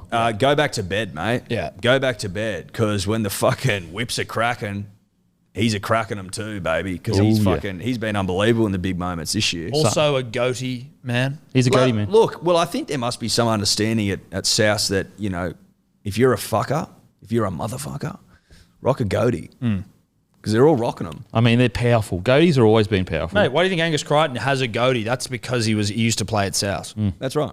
You couldn't be more right. And Reid Marnie, unfortunately, injured at the back end, but... I thought you were going to say unfortunately plays for Parramatta, but you're right, he was injured. And he does play for Parramatta. But just quickly on the Angus Crichton thing, this actually does harken back to a great story Buzz Rothwood, I think, wrote, that he wouldn't be accepted at the Roosters because he had a bad haircut. Yeah. One of the great stories. Just had to throw that out. Well, it turned out to be true as well. Yeah, absolutely. He hasn't turned into a leader or anything. No. Or They Origin. don't seem to be like pinning all their hopes onto him moving forward or anything. Or like he hasn't replaced literally one of the best back rows we've seen in the last 10 years. Yeah. How weird is that he'd replaced Boyd Cordner, who was New South Wales and Australian skipper? But he has a bad haircut. No, he's got a shit haircut. But he's unwanted. obviously a bad bloke. He was a bad bloke, and the Roosters don't like him, and he doesn't, he doesn't meet any of their standards. Okay, sure. Well, He didn't rip at Origin either. No. Didn't shred for the state. And he hasn't got bigger and bigger every year since he entered the league. And his he chin entered hasn't massive. gotten fucking more square and dominant as we've grown. He doesn't look like Predator at all.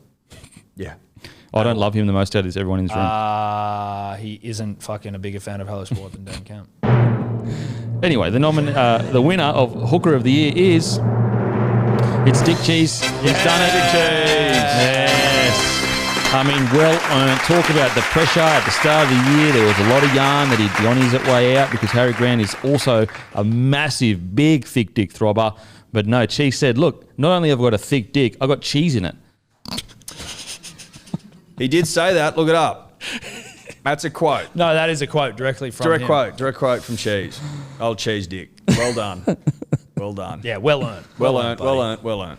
Now, it wouldn't be a rugby league season without prank of the year.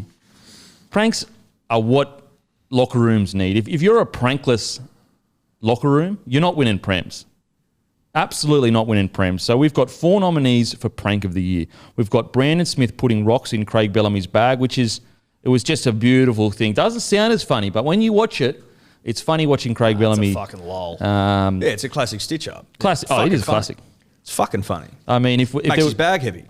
yeah, And he didn't know it. The joke's that you didn't know the bag was Yeah, heavy. that's it. And Like, it's tougher to carry. Yeah, it's like, well, hang on. When I packed this and put it in the bus before, it wasn't this heavy. Yeah. And now it's fucking really heavy and I can't carry But it. surely nothing's changed in the back. So it's obviously just me, like, maybe my arm's sore. Yeah. Nah. It's classic stitch-up. No. The and rocks in now I'm in my room unpacking the rocks. I don't know where to put them. Yeah. I've got to carry them one by one down, back down to the...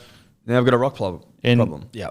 Now my name's Craig Bellamy and I'm known to be angry and I've got to blow up. So, I mean, it is one of the great pranks. We've got James Tedesco switching yogurt for mayo in Sam Verrill's dessert. Not desert, desserts.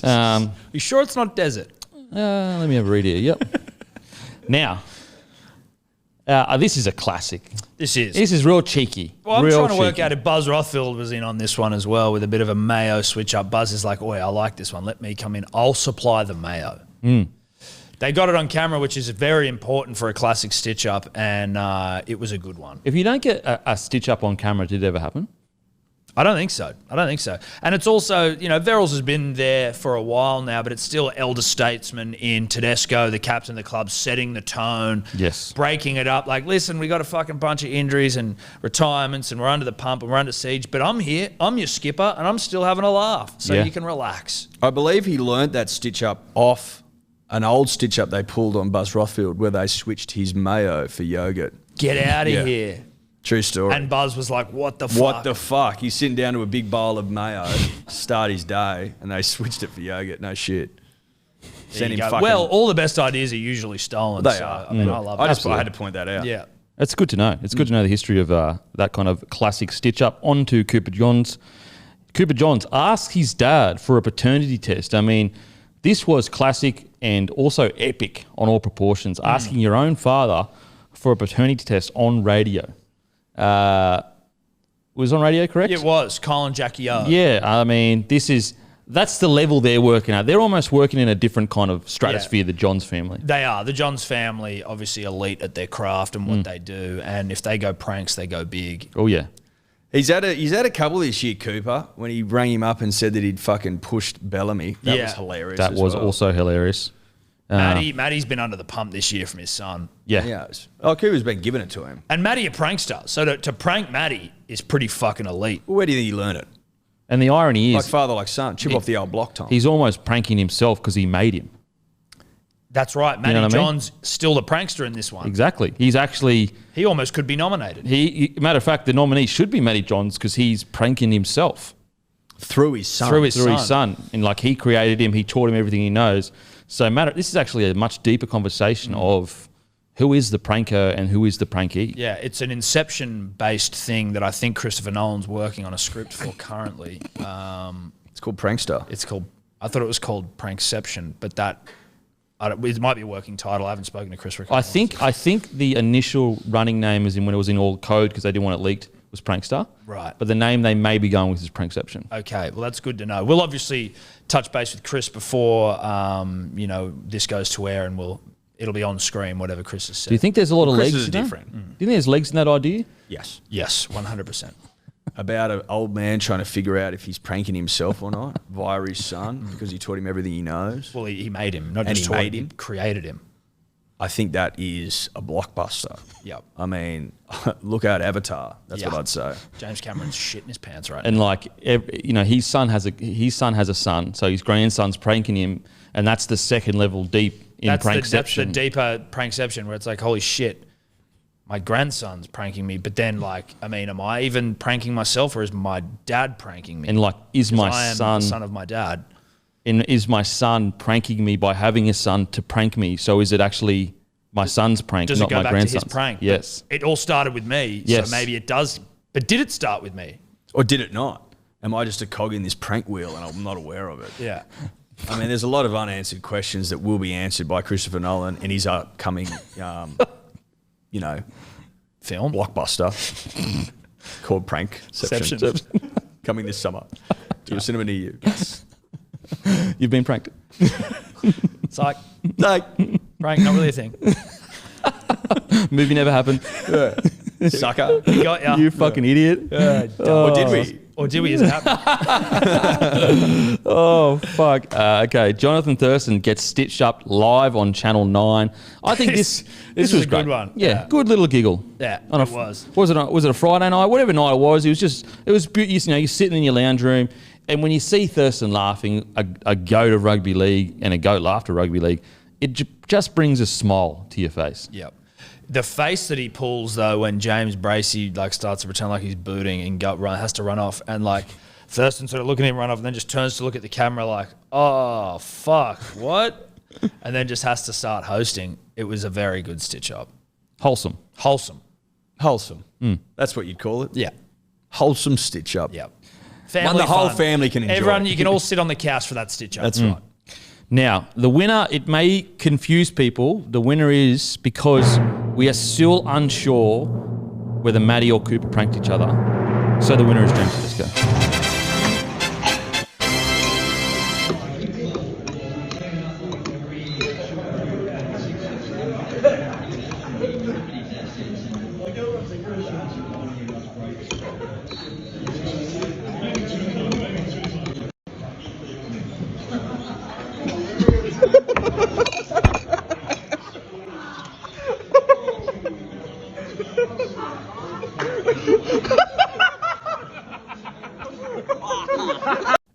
All the pressure, they've got all those injuries, just bring in the boys. The captain, it's a captain's knock. Yeah. Captain's prank. Yeah. A captain's prank. Yeah. That's a captain's ton. Yeah. Bring the boys back to, you know, even keel. Yeah. So it's not that serious, boys. I'm all good. I'm not stressed. Hey, it's all good. It's Mayo. Yeah, look, I know we've lost 50% of our fucking side, but there's still room for jokes at this club. Yeah. Now, nominee for second rower of the year. We've got 4 nominees here. Isaiah Papali'i, Angus Crichton, Dave Fafita, Keon Kolomatangi. Thoughts on these ones, boys? Good Lord. There's some motherfuckers. Oh, in the yeah. second row. Big, thick boys on the edge there. I'd like to firstly, Denon, if I can, congratulate Keon Kolomatangi because I feel like he's sort of, it's been a bit of a breakout year for him. Big, thick boy. Big, thick. He was in Origin camp for as like an 18th man or something. Could have been nominated for Shit Chop of the Year. Could have been nominated for Shit Chop. Unlucky to miss out there. Maybe that was because you're new-ish and, you know, it just sort of you take your time to earn something like that. But he had a great fucking start. He's had a great year, forgive me, and a very deserved nominee. Same goes for Isaiah Papali'i of Best Buy all time. Oh, yeah. Oh, Warriors yeah. let him go. You'd be fucking right up there. Have You'd to be right up there. Have to be. Angus Crichton, as we said before, taking the mantle off the now retired Boyd Cordner and setting the fucking standard Oh, yeah. for the boys to follow. Yep. He's a tone setter. He's a tone setter on the edge, mate, and he snaps people in half Solid as a rock. with reckless abandon. Put my arm around him once and thought that I may have been befriending a statue. Wow. Oh, he's But all it was- granite. It was actually it was a man. He's all granite, Tom. Yep. He's granite from top to bottom. And that's what you want in a fucking back rower. Yeah. Granite in their soul.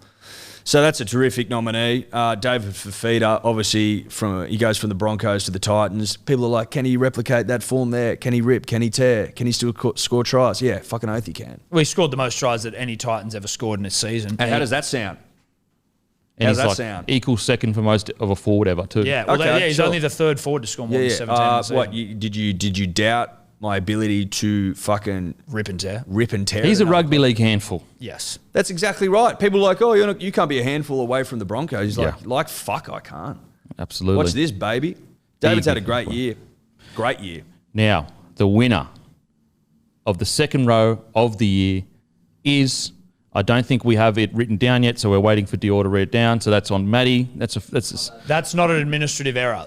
That's a fuck up. because we don't have admin, because No. they don't actually do. Look, as we said, sometimes there's fuck ups, but that's the podcasting game. You baby. own That's fuck ups. content. Yeah, you got to own it. You got to own it. We own it. Now, we do have a whip handy Yes. if you want to. I keep one in the car. Yeah. But I think maybe we make Maddie and Dave whip each other. Yeah. Or scissor each other while we whip them. Yeah. Scissoring. Scissor while we whip them Yeah. on live TV. There we go. There it is. Isaiah Papali'i, and the other one is Angus Right. So Crichton. you only wrote one on there. That's all right. It's all right. Only wrote one. Wow. Congratulations. Congratulations, Isaiah Papali'i, Congratulations. Angus Crichton.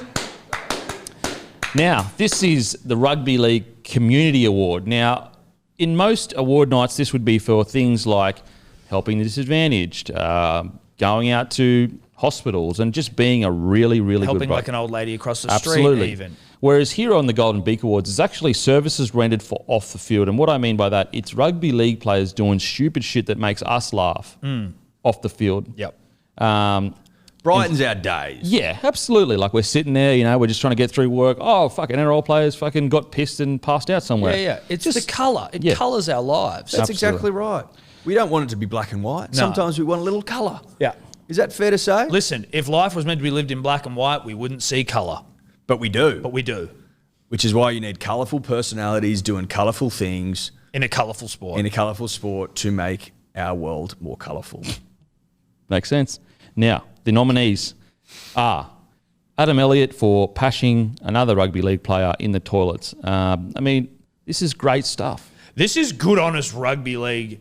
It's good, honest rugby league. It's also just good, honest. I'm 25 in the prime of my life and have a huge dick. I loved it.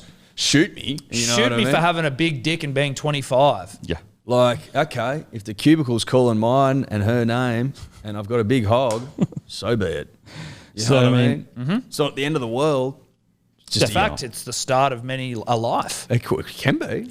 Sure can be. That's how Beautiful babies thing. are made, dude. Many beautiful things are And started. as we've towards said people. before, when you've got a hog of that sort of consequence, you know, demanding that sort of blood supply, it makes a lot of the decisions for you. And I think that that hog actually is the number one donator of blood in the country as well. If you want to talk community service, O negative, I think, is the blood type the shaft has, and it's saved many a life. oh yeah, gives a bit of plasma as well, as what, you know, because you can donate every 2 weeks, so the hog will nip in there and donate plasma and on his merry way. Yeah, gets a bit lightheaded, obviously. Oh, after of course. donating. You might He's have to have a got lie down. Yeah, you know, cookie maybe or a milkshake and a sausage roll, but the hog's all right afterwards. It's fine.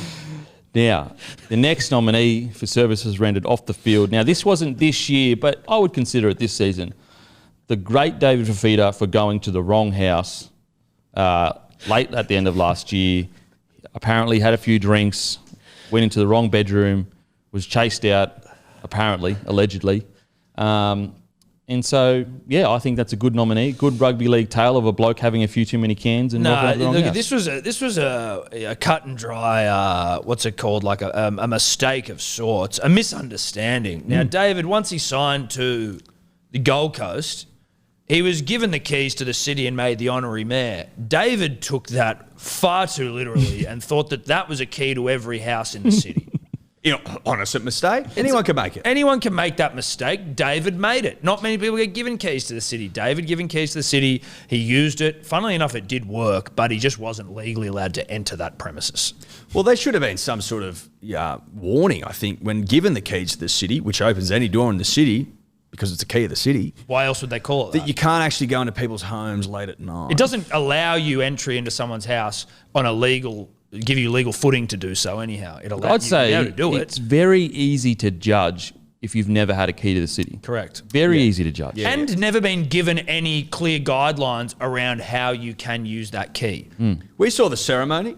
Not once did the mayor explain to David that he can't go into people's homes without their permission late at night. He about just 2 in said, the morning. this opens any fucking door. Go have fun. So, you know. That was an honest misunderstanding. But again, you know, without David in that situation, we wouldn't have another colourful rugby league story. Absolutely. So thank you, David, for your service off the field. Now, the last, this is a great nominee, really, really good. It's Lachlan Lewis of stealing team speakers fame. Now, Lachlan Lewis has had a big night tonight. Second nominee, it's... Can he be a dual winner? Well, he didn't win before, so it will be tough for him to be a dual winner. But I don't know if he's nominated again. Well, he's already won an award. Did he win already? Yeah, Brain Explosion of the Year. Now I've had a brain explosion. Where's my award? We'll nominate you for next year. Pretty sure he won, but that's okay. You Now, didn't even feel like correcting me. Well, I was looking you at just you like, let me ride that one into the yeah, earth. well, sometimes a good ride on the way down's the only medicine. Yeah, I needed it. I needed a good riding. But Lachlan Lewis, obviously, of who's JB, like who's, what were they called? JBL JBL speaker, is speakers, that? yeah. Is it mine? Possibly. well, it's not opened. It doesn't have anyone else's name on it. Well, it's not name tagged. It's not name tagged. That's the rules of the playground, baby. If you don't have your name tag sewed onto your jumper, then that's on you. Well, that's not yours then. It could be fucking anyone's. Yeah, prove it's yours. Prove it's yours. Prove it's not mine. Look, and he may come from a long family of name taggers where everything's name tagged. And if it's not name tagged, it's up for dispute. Yeah. And I think he's jumped at an opportunity there. A speaker left without a tag. He thought, oh, fuck, I'll take that. Yeah. And sell it for On a bit eBay. of, walking around money. Yeah. Little play money. It's one of Little the off-season money. It's one of the great off-field indiscretions because no one got hurt. We still don't know what actually happened.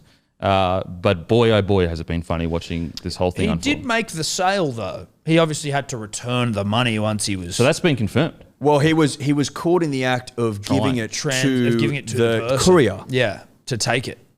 That's how he got... So he was down the car Finding park that handing out it on over that. to the courier, and one of the staff members was like, "What are you doing with that?" Oh my God. That's team issue. And he said to him, "Oh, but it wasn't tagged." Was Yeah, it? he's like, there was no name tag on there. Which, again, honest mistake.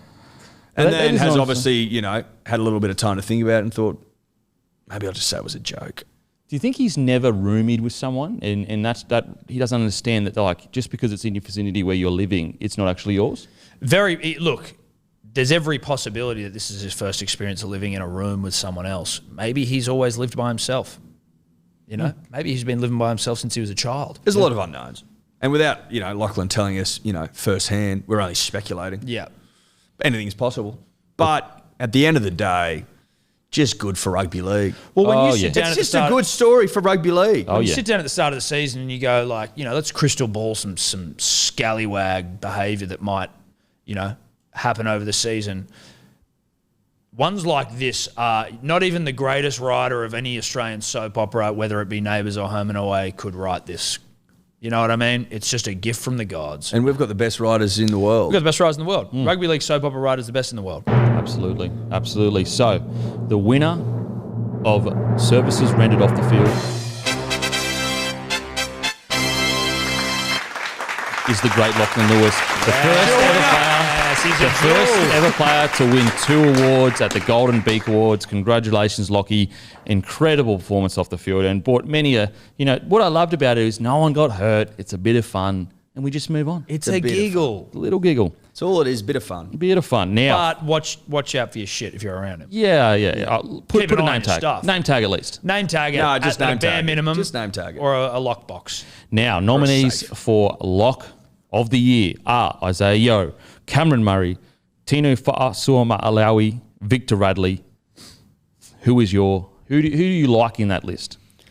Good Lord. I mean, there's another Dubbo boy in there, Eddie. I know that's going to get your little pencil filled with lead. Consider it filled. Isaiah Yeo is a motherfucker. He served his state this year, Tom. Yeah. I believe you said aplomb earlier, which I liked as a word, and I'm going to use it now. Served his state with aplomb. He was unbelievable. He was like, give me that fucking steeding and let me get things happening, baby. Yep. I'll be the link man and I'm going to fucking do a job. Well, he's a link man, all right. He's a fucking great link man. And he's a job doer. He goes, okay, what's my job? Yep, I'll do it. Yeah. He doesn't ask questions. No. He doesn't fucking ask for an explanation. He doesn't talk back. He doesn't want it to be read to him. He goes, give me my job. All right, I've got it. I'll go do it. It's as simple as that. Yeah. That's what you fucking want. He also looks like he's about 38, which I want in my footballers that are young. You know what I mean? Boyd Cordener's younger than me and he looks like he's 55. And you're younger than me and you look like you're 55. Exactly. That's what you want sometimes in your leaders. That would Tom. make Boyd 100 years old. Yeah. That's what you want in your leaders. You want youth looking old as fuck. Yeah. But also looking like a bloke you'd follow into battle. You know what I mean? Mm-hmm. I'd follow Dependable, Isaiah. reliable. That's Isaiah Yeo. Hell of a fucking season. Cameron Murray, of super fuckable and I can play the ball quicker than anyone else in the history of the game fame. Yeah. He's had a great season. I mean, I also would love to know what his hair routine is, not from a shampoo standpoint, but what's he putting in it? It just is always just slicked a little bit. I just think It's got a naturally bit of hot. bounce in it too. Yep. Which I like. He's just, I think everything about him is hot. Hot as fuck. Softly spoken. Got a hot voice, but speaks softly, unimposing. But also imposing. But also imposing. But also like makes you weak at the knees. Yeah, like drops your panties. And the great Tino, he's had a fantastic year at the Titans, worked his absolute dick off. And also Victor Radley, I mean, didn't play as much footy as he would have hoped. Well, it's because he was too busy inflicting. Oh, yeah, he was inflicting. You know what I mean? Oh, yeah. Like, if your name is Victor the Inflictor, don't get the shits when he loses out a couple of games for inflicting. It's what his he fucking does. presence on people. It's you know what what I he mean? does. Absolutely. It's par for the course, mate. You're going to lose him a couple of games a year for inflicting. Simple as that. It'd be like getting angry at us for talking about sport when our name is Hello Sport. Yeah. Or bloke in a bar and being in a bar setting. It's like, bruh, that's what we do. I mean, I'm Victor sure, inflicts. surely his lawyer argued that at the MRC committee, going, his nickname is Victor the Inflictor. How the hell? It's like sorry for breathing. Yeah, exactly. Mate, back in the day, that would have been enough. But, today, you're just full of box tickers and red tape and shit. The game, and, Red to some tape's degree, fucking one of the biggest issues in the game of rugby league. you can right blame now. red tape for Victor losing games because 20 years ago, 30 years ago, they would have walked in there and said, the bloke's name's Victor and the Inflictor. He has, He's been inflicting, sure, but that's his name. but he also has, he needs to uphold his name. He's setting a standard. He's got to set the standard. I'll tell you, there's one thing ruining the game, it's red tape. It's fucking red tape, mate. Take the red tape out and you got a better product. Simple as that. Seriously, the amount of red tape that's just bringing this game down over the last... I mean, when a guy like Victor Radley can't fucking inflict... Yeah. when I that's don't his know. fucking name. Yeah. Then Literally, everyone, mate. you call him that in the promo messages. Yeah. Yeah. And then You you're know, like, start this shitting your bloke's pants name when is he Victor irons the people Inflictor, out. and everyone loves it and yahoos and fucking pats each other on the back, and he gets out there and does a little inflicting, and you ban him. Get the red tape out and fuck him. Ridiculous. Ridiculous. And then he has a couple on the plane and does a bit of inflicting on the general public, and people get the shits with that. Yeah. That's his name. What am I missing? Yeah, I bet he's fucking confused. Oh, he fucking knows. He's fuck. seen a shrink. He's like, I can't work it out. Great season, though. Yeah, great. Great season. But the winner of Lock of the Year 2021 is Cameron Murray. Well deserved. Well deserved. The great Cameron Murray. I mean, he has had just so consistent all year long. Quick play the ball, as you said, and hot as fuck. Now, on to the bed shit of the year. It's almost the crown jewel of the Golden Beak. The bed shit of the year. This is a category of a club or a player, but mainly a club, who has done something so absurd that you're sitting there going, what is actually Adam doing? The nominees are QRL shit the bed with Mulatalo. Only less than 24 hours before he's about to make his debut, we find out he's technically not eligible. I mean, thoughts on that bed shit, boys? Big fucking bitch. Well, it's a uniquely Queensland bed shit, isn't it, Eddie? You know, they just fucking want it. They just think they run Origin. They can do whatever the fuck they want. It also spoke to the fact that they had a man coaching them that probably wasn't up to it. But it was a bed shit, and I mean, at the end of the day, the only person who was left covered in shit, it was poor old Ronaldo, and he didn't deserve to be covered Wasn't in even his shit. poo. No. Wasn't his poo he was covered in. He didn't shit himself. He was covered in someone else's poo, and that's what hurt the most, I Yeah, think. absolutely. Seeing a young bloke who dared to dream, has always dreamt of wearing the maroon for Queensland, has played all his junior footy for the Maroons, and then at the final hour, at the 11th hour, because the boxes weren't ticked, the T's weren't crossed, and the I's weren't dotted, Tom, he gets left covered in shit. Now, you got to point the finger at someone. You can point him at the rules all you like. You got to fucking... Surely they can test the feces, though, right, to work out whose poo it actually was. Well, that's right. I don't know if they've got any samples, but if they do, you'd find out pretty quickly. they can tell if COVID's in sewage. Surely they can tell if that's Paul Green's poo, if that's, the QRL board's poo. Could be the rules poo. It could be a poo from the rule makers of the game. Look, test the poo. That's what I'd say. Yeah. And then you'll get your answer. I think the key, the common thread here is the red tape again. Yeah. Red tape, once again, ruining a young man's dreams. So you're saying it's red tapes? That's a Queensland saying no, it's no, red tape because it's Queensland poo, I think, look, Queensland poo, but it's been wrapped with red tape. Sure. So like a pass the parcel wrapped in red tape and it's filled with Queensland poo. Look, I know who threw the poo, and that was New South Wales. They definitely threw it. I don't know whose poo it They was. didn't throw no poo. No, poo was absolutely thrown by New South Wales because they're the ones I that don't know come if out it's and said fair something about it. to accuse us of throwing poo. No. I think all we did was Queensland Rugby League's got a fucking package That's slinging full poo. of poo Yeah. wrapped in we, red tape We, over we there. pointed out that there was poo wrapped in red tape. And I don't know if you should be bringing that into an Origin setting. Well, that's what a we said. hazard. Well, it's biosecurity. It's biosecurity measure. In these times. Oh, yeah. No Trying one to knows keep the it. game going. Exactly. And you're carrying around bags of poo. Look, I think we're going to have to agree to disagree. I think the poo was definitely slung by New South Wales. We've never thrown And Not in our look, nature. No. I'm We're willing not poo to throwers. meet you halfway in regards to testing whose poo it was, because it is important to find out who did put poo on Mulatalo. Now, the second bed shit. It's funny, poo, bed shit. Yeah. Warriors losing Isaiah Papali'i. He's gone from a guy that was in and out of first grade to literally winning back rower of the year. Thoughts? Yeah, it's a bit shit. That's a bed shit. That's classic. It's almost though like with the Warriors, sometimes their bed shits don't stand out as much as other clubs because the Warriors prone to bed shits just more generally. But certainly when you see, I think they did a swap with Kane Evans for Isaiah, and it's no knock on Kane Evans of fold some cunt fame, but when you look at the, I guess the outcome of that swap, one might argue that the Warriors didn't get the better end of the deal. You could argue that in court, Tom. Wouldn't be a court in the land you couldn't argue that in. Not a court in the land. You go that to the High Court. Yeah, you could argue that's you wouldn't successful. even need to go to the High Court. Though. You'd That probably go would to make- small claims. that and would they'd be like, make it- nah, we yeah. got. Yeah, you're But right. you could That go to wouldn't High make it. Court. You could absolutely take it to the But High you could Court. go to small claims. You go all the way up to Well, High Court. it wouldn't go. It wouldn't make it to High Court. They wouldn't waste their time. with They such wouldn't a- waste their time, right? But you could. But Yeah. you could. Okay. Is the point. All right, I'm with you. Now, bed shit. Raiders unnecessary losing George Williams. George Williams saying, "Look, I'll stay to the end of the year. I just need to go back next year because I'm having a kid, and we need family support." Breaking contract though, fair. Like to put everything out there. He was breaking contract, but they said, "No, you know what?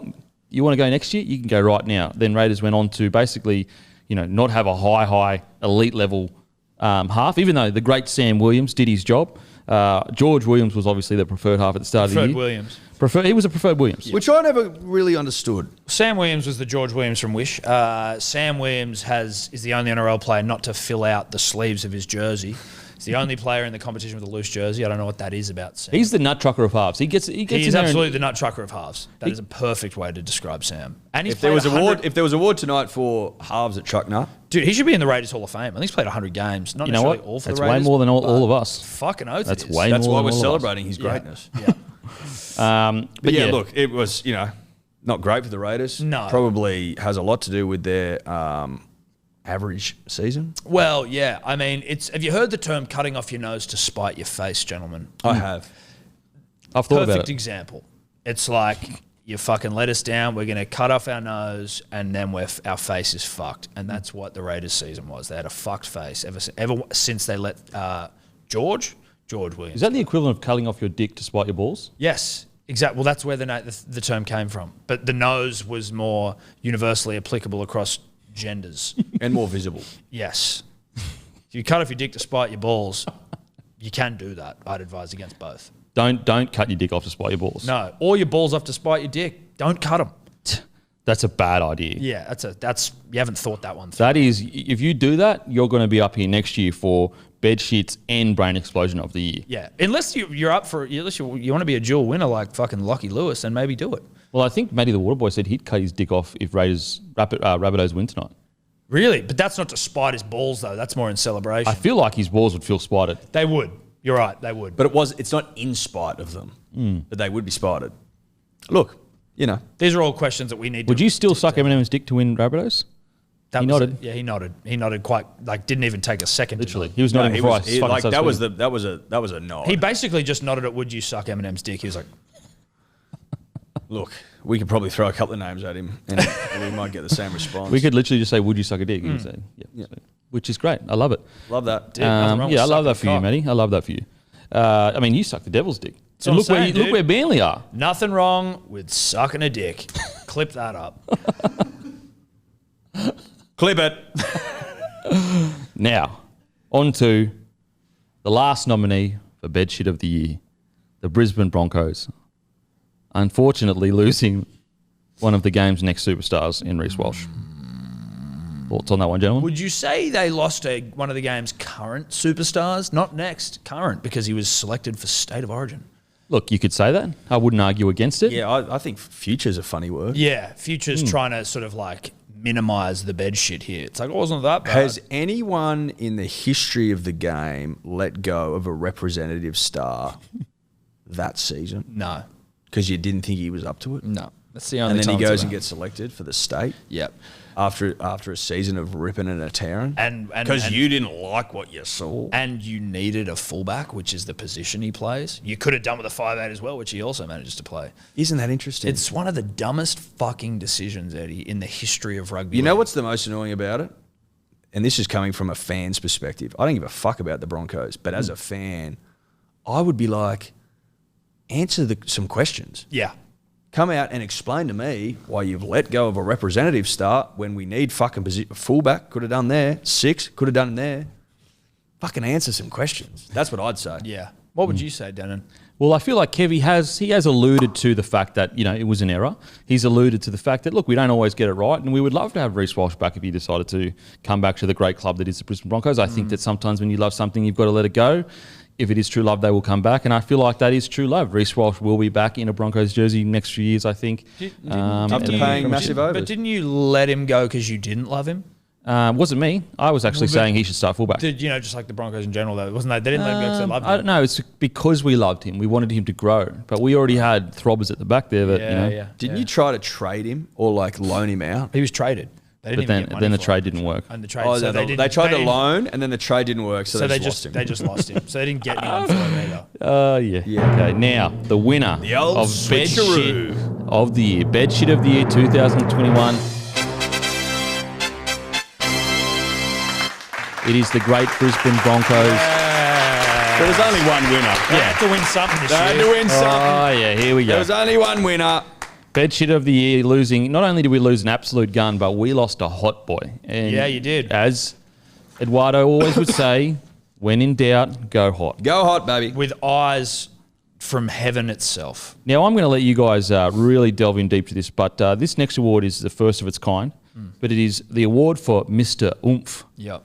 Please explain to the punter and the dribbler what Oomph is. Look, Oomph can be a bit of an intangible property, can't it, Eddie? Obviously, Hard to spot. It's hard to spot, but you know when you see it.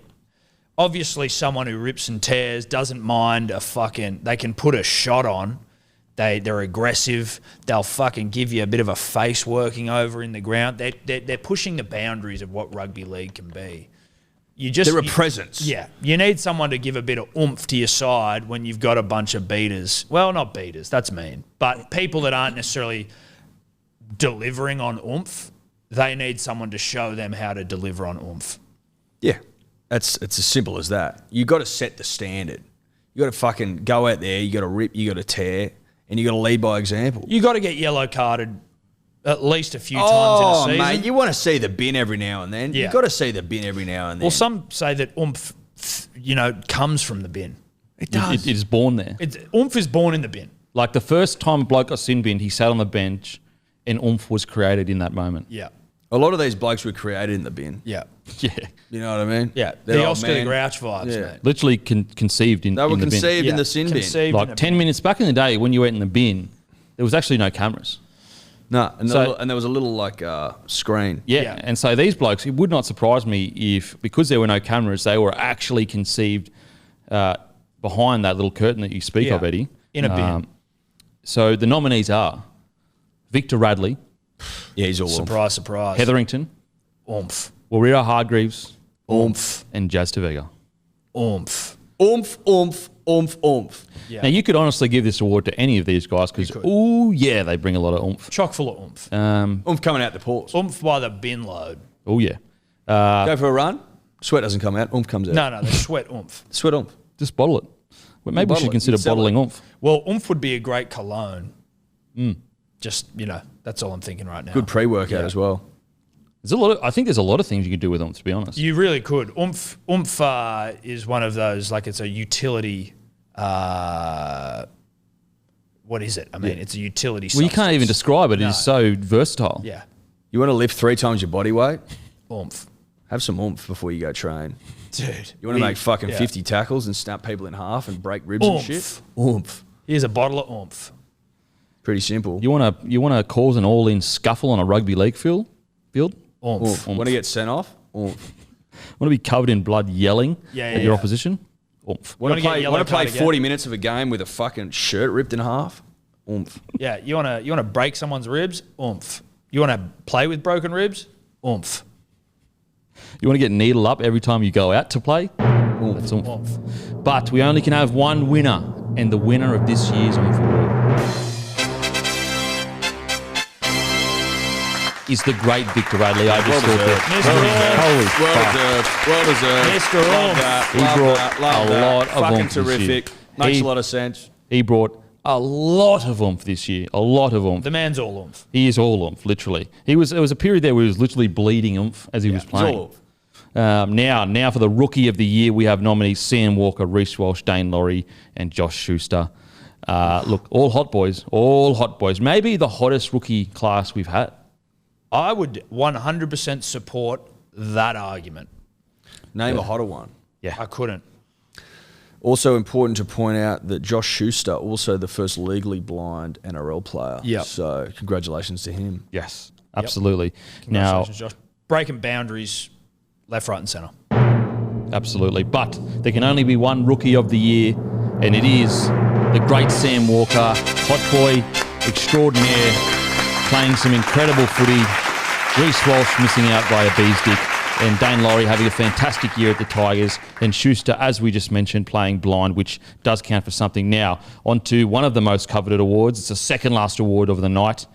Mr. Arousing 2021. This award has actually been given out before. Cameron Murray, 2019, 2020. Your thoughts on the nominees here? Kalen Ponga, Reece Walsh, Cameron Murray, Connor Watson, and Joey Manu. Well, it's a who's who of fuckable football. Yeah, again, Ruben's been left out, but the list itself stacks the fuck up. Oh, yeah. Saw a video of Connor Watson out for dinner the other day with his shirt off. Yeah. Well, he actually, he has, when he's out to dinner, he doesn't wear a shirt. I know why now. I'm like, fuck me. Like, he's just, you know what he's doing? He's such a gentleman that he's making everyone else's dining experience better. Yeah. He's like a walking water feature. You know what I mean? Where it's just like, oh, this just makes everything nicer around here. It's like, I won't wear a shirt. You're tucking into a nice pasta and you look over and you see a shirtless Connor Watson and you think, holy shit, this meal has just got better. I didn't think it could, but it has. Yeah. Yelp reviews positive if you're in that restaurant. Absolutely. And you want to make sure there's like the tablecloths covering your boner, because if you're all sitting there with boners, that would be weird. No, you got to have a table. You got to have a table covering you, because otherwise it's boner central. Well, Connor only goes to restaurants that have tablecloths for that very reason. He's a gentleman. Reece Walsh, obviously, like... Oh, shit. Good Lord. I mean, they're making pheromone wipes of him. Yeah. So yeah, well, he pissed on Kevin Walters. The scent. That's what he's about. He's so hot. He pissed on him, and then Kevin Walters came out after saying he wanted him back at the club. That's how hot he is. That's how hot he is. And as you said, Eddie, it's great to see young footballers look to the future beyond their careers, and for Reece to move into the pheromone wipe game, just sort of pissing on wipes for people to wipe on themselves to attract women. It's a great thing to see. It's a string to the bow of a hot boy. That's terrific. And he's also got eyes that won't quit. I haven't seen him quit all year. No, the eyes don't quit. I mean, he's nearly gotten scuffles many occasions, but it never eventuates. Why? Because the eyes, they hits the enemy with the eye. How are you punching that gorgeous face? No, you can't. My eyes don't quit. Sorry. And they're sitting there going, stop looking at me. And he's like, my eyes can't quit. My eyes don't quit. Whoops, my eyes don't quit. Sorry. My eyes don't quit. Sorry about that. Cameron Murray, well, it speaks for itself, doesn't it? Oh, yeah, it does. Like, we've spoken about him at length, I think. Yep. Then you've got the great Joey Manu, who has the smoothest most sexual skin you can imagine. Yeah. Beautiful caramel brown out in the edges there. And also he did win Hot Boy of the Year in the Men's Weekly. And he looks great in denim. Yes. Which is always a tick. Ken Dance as well, actually, if you've checked his Instagram. Ken Dance has a Twitch channel as well. He's a full package. Dance. He is a full package. But it looks great in denim. The winner of Mr. Arousing 2021 is, for the third year in a row, Cameron Murray. It's a dynasty. It's a dynasty. He is the Melbourne Storm of arousing people. The elusive three-peat. He has done the three-peat. No, I didn't either. I didn't think we'd see it. It's a historic night. Absolutely. It's a night of nights. It's the Golden Beaks. It is the Golden Beak, and it's fitting that history is made in the inaugural night.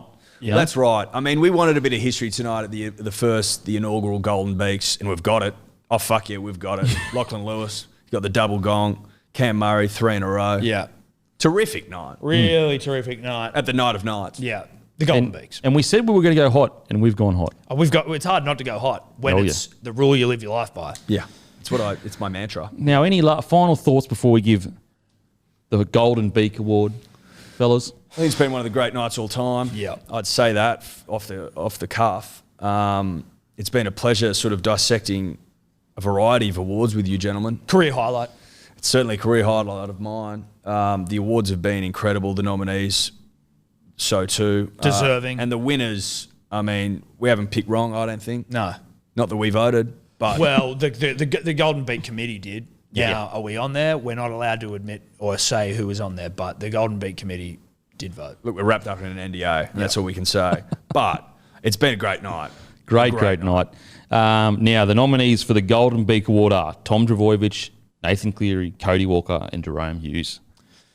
Again, all very deserving rugby league footballers. You think back to the junior days when they're just there, young kids. The game doesn't matter. It's just about having fun and playing footy and winning and scoring tries and ripping and tearing. You think back to those days. You think back to their families, you know. And then you fast forward to now and you're like, wow, they're on the precipice of a momentous occasion here and maybe the greatest moment of their young lives. The Golden Beaks. There's a lot to digest. There's a lot to take in. It's emotional, to be honest. Oh, it's very emotional. A lot of, stellar performances this year, almost career-defining years for those gentlemen. So it's tough to pick. But just casting an eye over the nominees, I just think of a footballer on a path to immortality who hasn't forgotten his roots, who, is prepared to go down to Mona Vale Oval every weekend and turn snags and cut onions. Just loves the game of rugby league, loves what it means to the community, to his family, to Australia at large, and is prepared to give back. And I think those sort of, intangibles are what defines a Golden Beak recipient, in my opinion. Now, my humble opinion, Tom. Now, I haven't, I can't dictate the winner any more than Tom can. No, we're not Dennett himself. We're not. We aren't. We aren't on the committee. Or are we? But I would point out that if you're prepared to cut onions every Saturday morning, that goes a long way in my book. Yep.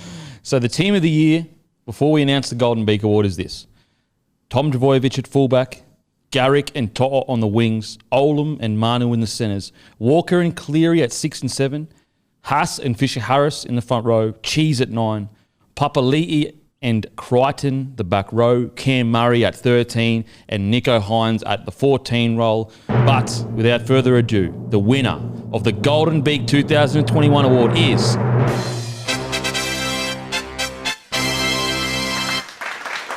the great Tom Trbojevic. He will win this trophy. An incredible year from Tom Trbojevic. Incredible year.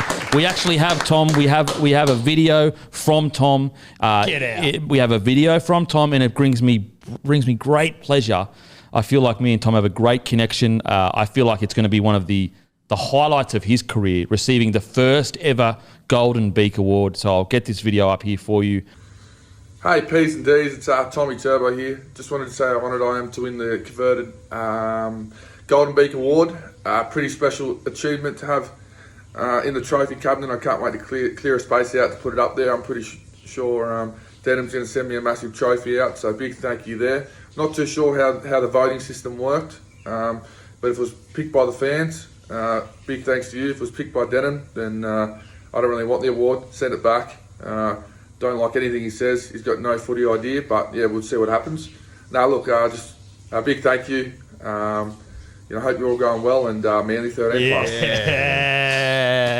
Look, there was some controversial statements there. I'm not sure what the last bit was. Clearly, Tommy under a lot of pressure right now because we are essentially best mates. So very surprising. Well, thoughts on that acceptance speech, boys? Look, it was beautiful to see. That was poetry. Fuck Shakespeare. Fuck Shakespeare. Fuck Shakespeare can get fucked. Yeah. Honestly, because fuck Tommy him. Turbo's the fucking man now, baby. Yeah. Thanks to punters and the dribblers from the out. Bit of Manly 13 plus in there. Bit of Andy Denon rhetoric. Fucking oath, mate. It was chock-a-block full of the stuff you want to see out of the inaugural Golden Beak winner. It's as simple as that. Absolutely. He talks the talk, baby, but he walks the walk. Yeah. So, terrific stuff. And have you ever seen fucking Shakespeare have 6 line breaks in one game? Shakespeare couldn't bend the fucking line to save his life. Oh my God, he's a cat. Shakespeare was a cat. He is he an was a absolute cat. cat. He was a full-blown cat. Fuck, honestly. You ever He seen didn't get fucking... rugby league. No. You think Shakespeare's running off the hip of Jake Trbojevic into a small gap to break a game open? Is fucking Shakespeare taking tough carries out of his end? No, he's not. Absolutely. Is Shakespeare bouncing back from a thrashing to come out and absolutely fucking kill it in a do-or-die finals? No, he's not. Never before has young Bill Shakespeare done a fucking thing in rugby league, in my opinion. Honestly, absolute... But Bill knows that. Surely. I hope he does. He knew before he went that he wouldn't fucking hold a candle to the greatest rugby league I hope so. of all time. Player, Because poet, gentleman, scholar. Yeah. See, if he's only a gentleman and a scholar if he was aware that he doesn't hold a candle to the great Tom Trbojevic, because the biggest and the thickest hogs in town, they come from Trbojevic. Oh, yeah. Look, when you need a hog, you know who to call. Big hogs don't lie. No, they don't. Can't tell a lie. In that I think life. Fergie wrote that song. Yeah. Big hogs don't lie. She did, and it was a smash hit. Classics. Why? Because it makes sense and everyone knows it. Everyone relates to it. Yeah. Big hogs don't lie. Tommy hasn't lied all year and would never lie. When in doubt, go hot. When in doubt, go hot. Nearly 13 plus. Anyway, guys, thank you for the first ever Golden Beak Awards. Thanks for watching, guys. Make sure to follow Hello Sport on Instagram, Hunters and Dribblers on Facebook. Subscribe to Hello Sport on any podcasting app. This has been the Golden Beak Awards 2021. Thanks for tuning in, and we will see you next year.